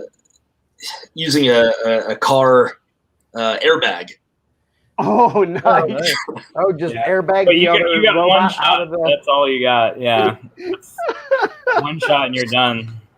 The Omega 13 on the BattleBot. Well, I mean, you can mount an airbag one on each side, and then you can have 4 shots. There you go. So what's the limit for how many weapons you can have on the vehicle? There's not one. There's just 250 pounds. Basically. Yeah. Weight limit. Yeah. Yeah. Well, complexity too. Like anything that's more than like 2 or 3 like actions, it just becomes unnecessarily complex and useless. Yeah. So. Guess you've got only so many channels you can operate on, right? Right. Also, it tends to be that one big heavy weapon hits much harder than 2 weapons splitting that weight. Yeah. So, like Fusion's one of them. Yeah, Fusion is one of them. Rotator lost one of them. Fusion's pretty good, but I mean, again, they had to probably cut some corners to get to. Yeah. That. Yeah. Well, and I'm trying to think of the name of the one, and maybe I won't call anybody out, but there is one particular robot that has a feature that I haven't noticed on any of the other ones, but it actually seems to be a bigger hindrance. Can I call them out? Yeah. All right. So, and I'm looking to get the name of the robot. I feel bad for not knowing, but they have a big hammer. They use electromagnets to stick to the floor. Beta. Beta. Yeah. There you go. Yeah, beta. Yeah, Beta's good. Yeah. And I mean, like, the concept behind it is like when they like I first seen it, I'm like, that's genius. Just suck it to the floor, and then that hammer is going to do some damage. But it's almost like there's not enough time. They can't get that thing stuck and get a hit Right. quick enough. Right. So, Yeah. The magnets can be like a double-edged sword, especially electromagnets. There are a couple of other robots who have tried to use electromagnets, and oftentimes, like, the flyback current will come back and blow some stuff up and end up keeping the robot stuck to the ground and or get counted out because they can't move. But Beta. I think that's why you see it, driving and wedging so much to try and corral them into a corner where they can suck down and really put that hammer to use. yeah, I watched, I think it was a replay the other night that I was watching, but it was like he went almost the whole entire round without ever swinging the hammer. And like, Yep. I'm like, come on, hit him. And then It's so frustrating. Yeah. Again, that was I the have an controversy amazing- too. Is using your primary weapon, Well, and I am an amazing BattleBot driver from the armchair of my house. So like I'm screaming at the TV going like, there was it, you could have done it there. Yeah. I'm more disappointed that he didn't call the bot Thor. No. Beta's been around a long time. That's a 20-year-old robot. Wow. He's Yeah, only I remember fought a seeing couple of him times. on Robot Wars. Yeah, they're from Robot Wars. They've got a few terahertz and They're from kilohertz. the UK. Yeah. So yeah, the engineering and just the engineering is just insane on that robot. It's like the Mona Lisa. Of It pretty robots. much is. Like they didn't even show it that much on TV, but like there's some cool stuff going on that robot. that's pretty neat. I have to shout out James, by the way. He's the one who inspired me to start making a controller for the BattleBot using a PiPico. We're actually using a PiPico to do Hold some it in front weapon of control. yourself. Your green screen is blanking. And Oh. you have to like hold it in front of you. There you go. PiPico. Uh, Yeah. And it's connected to our More receiver. advanced So than I am though. yeah, well, that's the thing is I jumped straight into it, and I'm like, I don't know anything about Python or MicroPython. So once I got past like the intro tutorials, and I'm like, oh god, a bunch of forums posts about like how to do things, and Yeah, but I bugged everybody. that's my like when I want to learn something. That's my favorite way to do it. Is Just jump to, right in it. You have to have your own project. I can't go follow somebody else's tutorial where they're going to teach you how to build something that you don't want. Like Yeah. I have to have a plan and then force my way through it and usually make a big mess out of it. But So that's why the tutorial stuff that I'm doing now, I'm trying to like make it like 2 or 3 minute videos. It's just somebody Googled this specific thing and this is exactly how to do it. No filler, no fluff, no, long intro or outro. Just make it short and sweet. And definitely I've had lots of views on stuff like that. Because yeah, that's me too. It's like, I don't want to watch a 25-minute video on the rhyme and reason and theory behind why you're doing what you're doing. If I've searched it, I probably already know what I'm trying to do. So yeah, just show me how to do it.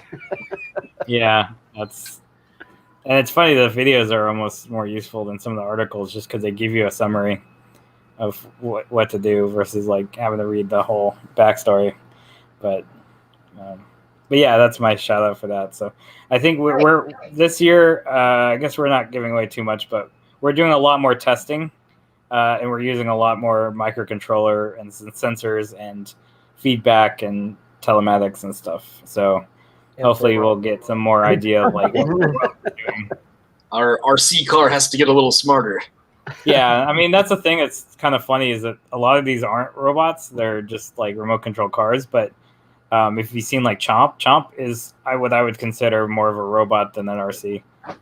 A Chomp is almost completely computer controlled. Essentially, the leg articulation, the turret, the hammer, they had lidar on board, had multiple microcontrollers and microprocessors and stuff. It was running a BeagleBone, I think.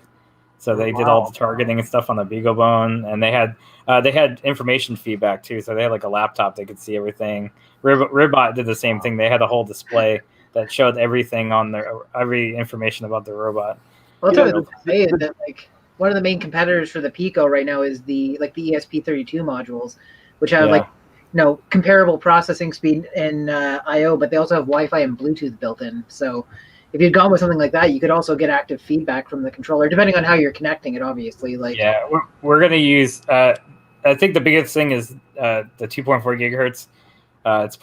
It's more safer, fail-safe wise to use the Spectrum or the FR Sky transmitter receiver. But it works on S-Bus, which is basically an inverted UART signal. Yep. And so the smart port on the controller, on the receivers for the FR Sky stuff actually allows you to send sensor data back to the transmitter.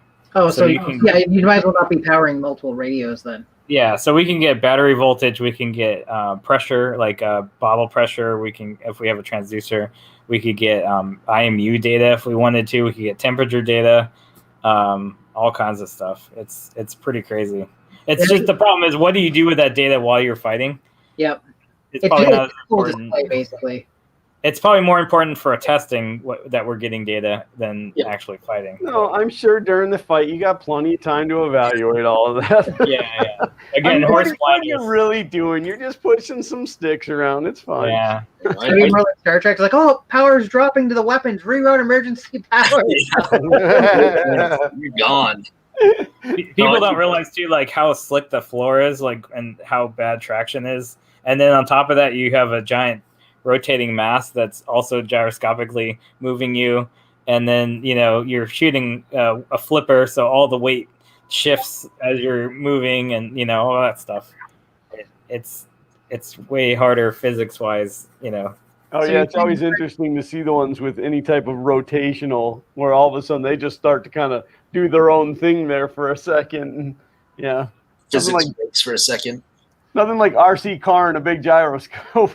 Yeah. And then the worst thing too is the stupid little things, right? It's like a little, a set screw falls out, or pinion, gets out of alignment, or, forgetting to crimp that one connector properly. That's the kind of stuff that's done us in too. It's a switch basically for us. So easy. Yeah. We were really reliable. I think we were in terms of the things that went wrong, it was mainly just because of our armor, but like reliability wise, we were really good this year. Oh yeah. That's awesome. Compared to our previous runs, for sure. Yeah, for sure. That was pretty exciting. And that was a lot of the engineering and testing. Like, we were out in the parking lot making sure that this thing, did the thing, and it did the thing. Yeah, we had a lot of trips back and forth in the truck, and loading it on the truck, unloading it on the truck, filling it with air, doing some questionable things in the process. Yeah, pumping air into the thing. That's literally what we did. Yeah, we got a couple people with air pumps, and we're pumping 4,000 psi.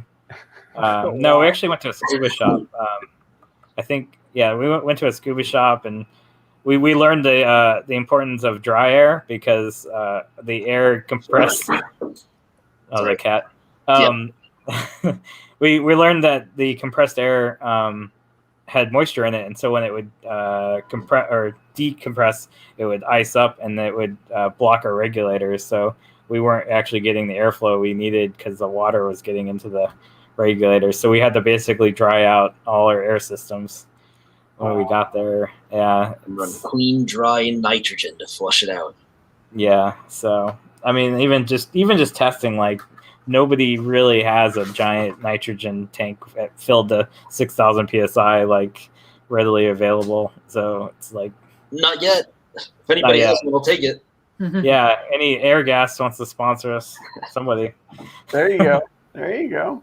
Yeah. And they got locations all over the place, so Everywhere. that'd be Yeah. useful. You know, all they can say is no. You know, keep bugging them. Yep. All right, so we are 8 minutes away from the end of the stream. Does anybody, and by anybody, I mean James or Chris, do you guys have, or Sean, do you guys have any questions that you want to ask before I ask the big question? Uh-oh. I think Chris has got more questions. Yeah, I could go. I could do this for hours, but touch back on Chomp real quick. That's the first walking bot that I've seen in 2 decades, probably. So it's like Mechadon or whatever it's called. Yeah, and the machining just went into one leg. I mean, oh my god, it's insane! It was unbelievable. The parts on this bot. I mean, it was actually 2 robots in one, right? They were like stacked on top of each other. Oh yeah. That was really cool to see. But this last season, it seemed to me that there were more, no offense, Sean, shenanigans at BattleBots than usual, and like with judges' calls, you know. And I don't know if that was, you know, for the show or if they were just some bad calls, especially like that Hydra match where he just didn't do anything. You know. Yeah, there was some controversy. It was real controversy. It wasn't just like played on TV. It's like Chris bringing up the touchy subjects. Bringing the whole whole mood mood down. down. We're irritated on the show, but no, I think I'm you know, I have a slightly different opinion than Logan, but I mean I trust both of our judgments on, you know, that stuff. But like, that wasn't us. Luckily, we had pretty clean, fair fights, and we were pretty good. But you know, we know that now we can make a cattle catcher, and get away with it. So, but I kind of wonder if the rules will be altered, you know, to keep some of that from happening for next season. I hope it would make it more fun to watch if they put a few more rules in there to kind of prevent some of that stuff. They're already talking about making some changes to kind of deduct points if you're not using your primary weapon. There you go. So yeah, that one rubbed a lot of people the wrong way. I saw that match totally different. Yeah, I guess my take is the hot take. I thought it was a really exciting match to watch because just I know how hard it is to drive at that level to not get hit by Huge, the slipperiest robot in the whole dang thing. So I was at the edge of my seat for the whole fight. I thought it was exciting, but I can definitely see why a lot of people had a different reaction to it. Right. The back of our shirts says "just don't get hit," because we kept talking about like what would happen if this happened, what would happen if this happened. We're just like, just don't get hit. Just don't drive them. Just don't get hit. It's a good motto. Some of my favorite matches is it's like, you know, you win by hitting your face against the hammer. You know, those are some of the best matches to watch, and they're always really fun. But that's cool. Oh, Yeah, I have a weird slammed question. our face into a lot of robots this year. I have a strange question. Have you guys ever like tried to stand on that lift and have it throw you? No. What we think would happen there is it would break your knee, your ankle, and then your leg, and then the rest of your body would just start getting tossed. Like, what you don't know is Mitch actually uses it to reach the cookies. Well, that's what I was curious. I didn't know if he like launched it to get up into his bed at night, or you know, like the ejector seat, how it makes you like grow an inch shorter because you get ejected out of an airplane. It's probably going to be like that, except for, you know, permanent paralysis. But okay, so then I'm okay with permanent paralysis. Can I try it? I mean, if you want to come over and test it, we can try it. To build off of that question, though, how many objects have you put on that thing, and just, you know, just to see how? I don't know, like flinging fruit and stuff. Apples, rocks, small children. Watermelons. We haven't done a watermelon yet. We should do that next time. We've done a water bottle. We tried to do the water bottle challenge where you try to get it to land on its on the bottom, and it doesn't. We'd have to do a lot of tries to get that to work. Smoothie magic. We'll make it work. And then we've thrown a piece of wood recently. That was scary. Intense. We've thrown smaller robots. Our teammate Brian has a smaller BattleBot Macaroni. It weighed about 90 pounds, and that thing went very far. Pat, shut up. Well, if you guys sling a watermelon with that thing, I want video. I want to see video. Yeah. Pumpkin. Yeah, we can get Pumpkin slow-mo. would be good. Yeah. That would be good. All right, so I'm going to ask the hard question of the day. Mitch said he wanted hard questions, and I have a hard question, and I guarantee both of you are going to backpedal out of this. Mitch, it's all you. Oh, no, both of you, now that I got both of you on here. Okay. Which one of the team is the cuddly one? No. Out of all the competitors, who do you hate the most?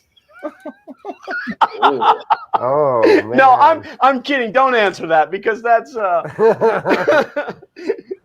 that could start something awful going on. No, I can't think of anybody that would even come close. Like everybody was cool at BattleBots. There Like, you go. That's the personally. proper answer to that question. I mean, we hung out with some of them after the show. Like That's the best part is It's hanging crazy. out with the coolest people. It's- Everybody there Yeah, is you're- amazing. They're makers, they're tinkers, they're engineers. They're guys like us who are very passionate about doing this really weird, obscure thing.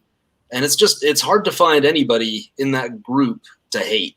Yeah, it was one of the questions I had asked Mitch earlier about the rivalry versus camaraderie, and it's good to know that there's help everybody helping each other out and stuff. But now I got a more important question to ask. Is that a cat meowing? That is a cat. She Bring really the cat wants up on the camera. out. She We really get more clicks when wants- that happens. Kitty. yeah, We I don't have a like kitty. cats. I have a doggy, but I don't know where the dog is. Usually my cat's up here with her butt like aiming towards the camera. That cat's too old to come down here anymore. Oh, that's so sad. What you need to have is a cat like driver BattleBot, so it just like it knocks things off the table and. But yeah, That's the emotional thing. Nobody's gonna hit a BattleBot that's got a cat in it. A catterbot. Cat'll do it. Aw. She doesn't like it. Oh, look at that. Yeah, now, it does not now like it. our ratings just went up. Woohoo! Because we have a cat. So that cat has some like weird fascination with Nerf balls, like with like Nerf guns and stuff. Yeah, well, my cats run around with the darts because the kids leave them all over the place, and then the Yeah, cats pick up the I darts. don't even want. I don't want to even want to bring the FDL like 3 around a cat because like that's pretty scary. Well, you just don't actually shoot the cat. No, I'm not gonna shoot the cat, but like the cat would retrieve the Nerf Yeah, gun. bring it back to you. That would be good. There you So, well, that is the magical hour of 6:30, and this stream could absolutely go on forever, but unfortunately, I cannot. I have had a very long day today, and I am exhausted. Sean works me very hard. For those of you who don't know, I'm totally going to shamelessly plug. I have a second YouTube channel that is up and coming called Shelton Garage. And oh no, wait. King. It's called Fun King Garage. And it's filmed in the Shelton Garage. So yes, go and subscribe and support. When me. is the video coming out? Very soon. Eventually. Maybe. There was a few speed bumps with not the video itself, but the Sean. Filming. yeah the patience. The patient was giving us problems last night, which is why I'm so tired. I had to go an hour and a half each direction back down to Tampa today to get more parts. So, but maybe that'll be a behind the scenes video for later. But I do want to thank all three of you for being here. I guess I have to go this way. It was really exciting to have you come on, Logan, and Mitch. I don't know how many times I told you, hey, come on, hang out with us. Yeah, I even set a reminder on my calendar and everything. Well, I would have hunted you down had you not shown up today. Yeah. But, I was no, earlier so- than James, so I think I did good. Right? Yeah, well, and I'm super happy that we finally made it happen, and Yeah. it's nice to get to talk to you again. I haven't talked to you since. I know. Well, I'm just thinking of the Earth hotel lobby when Sean's pushed me around in the table. in the coffee We table. had a coffee table. The coffee table. Yeah, Yeah. So this coffee table, I get in it, and then the hotel desk lady was just looking at us like rolling our eyes, like Oh, she was not so stopping upset us. that We were night. just drunk and like doing stupid stuff, and That was bad. that was so much fun. It was a good I night missed that. that night. Well,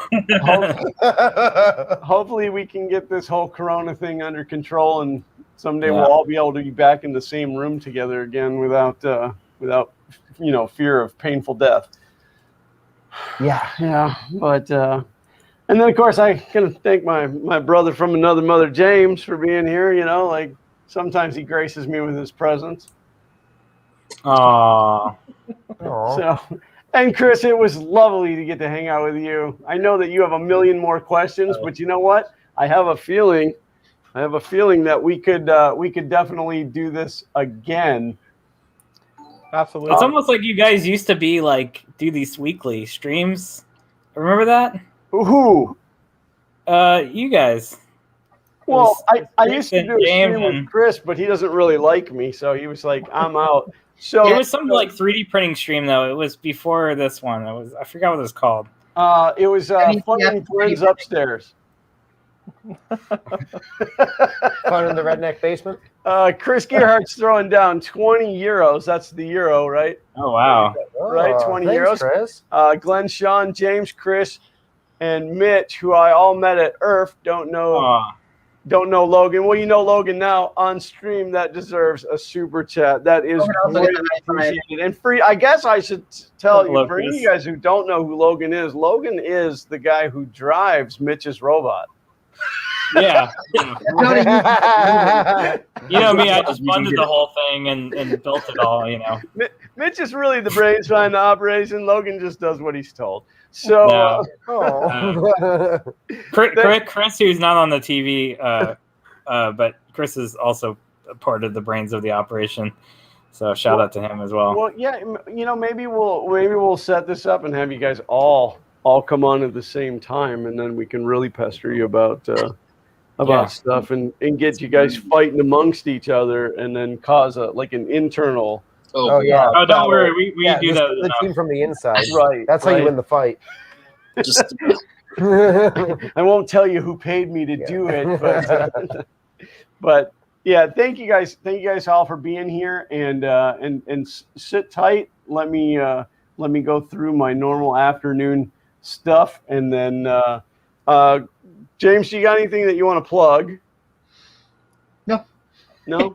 You just don't even care. Chris, Chris, aren't you starting a YouTube channel?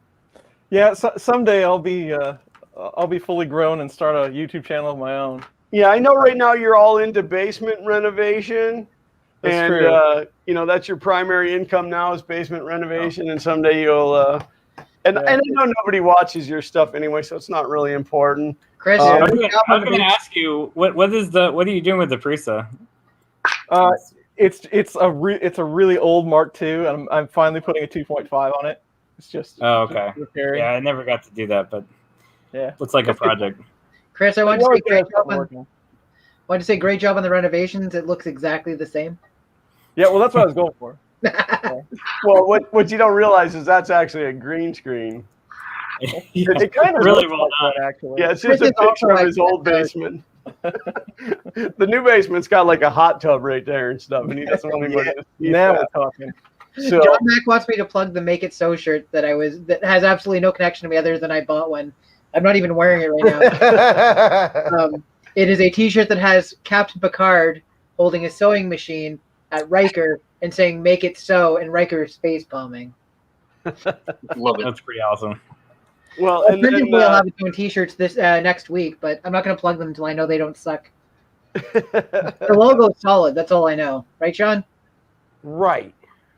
well, and then of course a little That's plug, right. a little more plug for John Mack, who does embroidery and that kind of stuff. And John, I think go ahead and try to put your website URL into the chat, and we'll see if we can get that to stick. And then I want to give you guys the opportunity. Go ahead and give a shout out to all of your sponsors again. Oh man, got All got of a them. couple of them. SimCut Send, Lincoln Tech, Fresh Baked Cookie Crate. We could Ooh. not build robots without some fantastic sponsors. So thank you. Is that really a thing? Fresh baked cookie crate? Fresh baked cookie crate. This team is fueled by delicious cookies. And Do they bake it in the Wait, you crate? never paid me in cookies. I did. Oh I yeah, you did. cookies. Yeah. We had a Girl Scout troop that we got. We did a little Zoom call with, and that went over really well. Yeah. That's amazing. I've never heard of that. I'm going to have to check that out. So fantastic. Well, thank you guys again for being here. Ladies and gentlemen, thank each and every one of you guys for being here, because these streams would be useless without you. We love each and every one of you, and we love that you tuned in for this. This was definitely this was a big one for us. We hope that you enjoyed this. If you did enjoy this particular format, you liked us having these amazing guests, I would love for you to leave comments, not in the scrolling chat because they'll be gone, but actually comment the video. Plus, that helps our analytics, which are always good. If you haven't yet clicked that thumbs up, please do so, because if you don't thumbs up, then Zach cries himself to sleep at night, and we don't want that. Oh. Other than that, I don't really have anything to plug except for please go subscribe to my other channel that I put in the chat, because I need to secure my name. It's going to be really awesome. Yeah, and then I don't care if you Sean unsubscribe makes at your own knives, too. demise. What's that, Mitch? Sean makes knives. Sean does make I do knives. make knives. Yeah, so you should have had your shirt on. His knives are above. I mean, you can put your It would have been. you can on put my your back. you can put your website in there. Okay. Um, Am I on something? yeah, you're in the Oh. chat. You're in the chat window. So, but yeah, there is. Sadly, there's going to be more content coming from Fun King Garage than there is Fun King 3D, at least as of right now. But thank you guys. 2 hours of content on Fun King 3D. What's that? Every week there's 2 hours of content on Fun King 3D. That's right. That's right. Where else would we do these amazing chats? So, but thank you guys, and most likely, like 99.9%, we will do this again next week, 4:30 p.m. Eastern Standard Time. And as always, until next time, print on.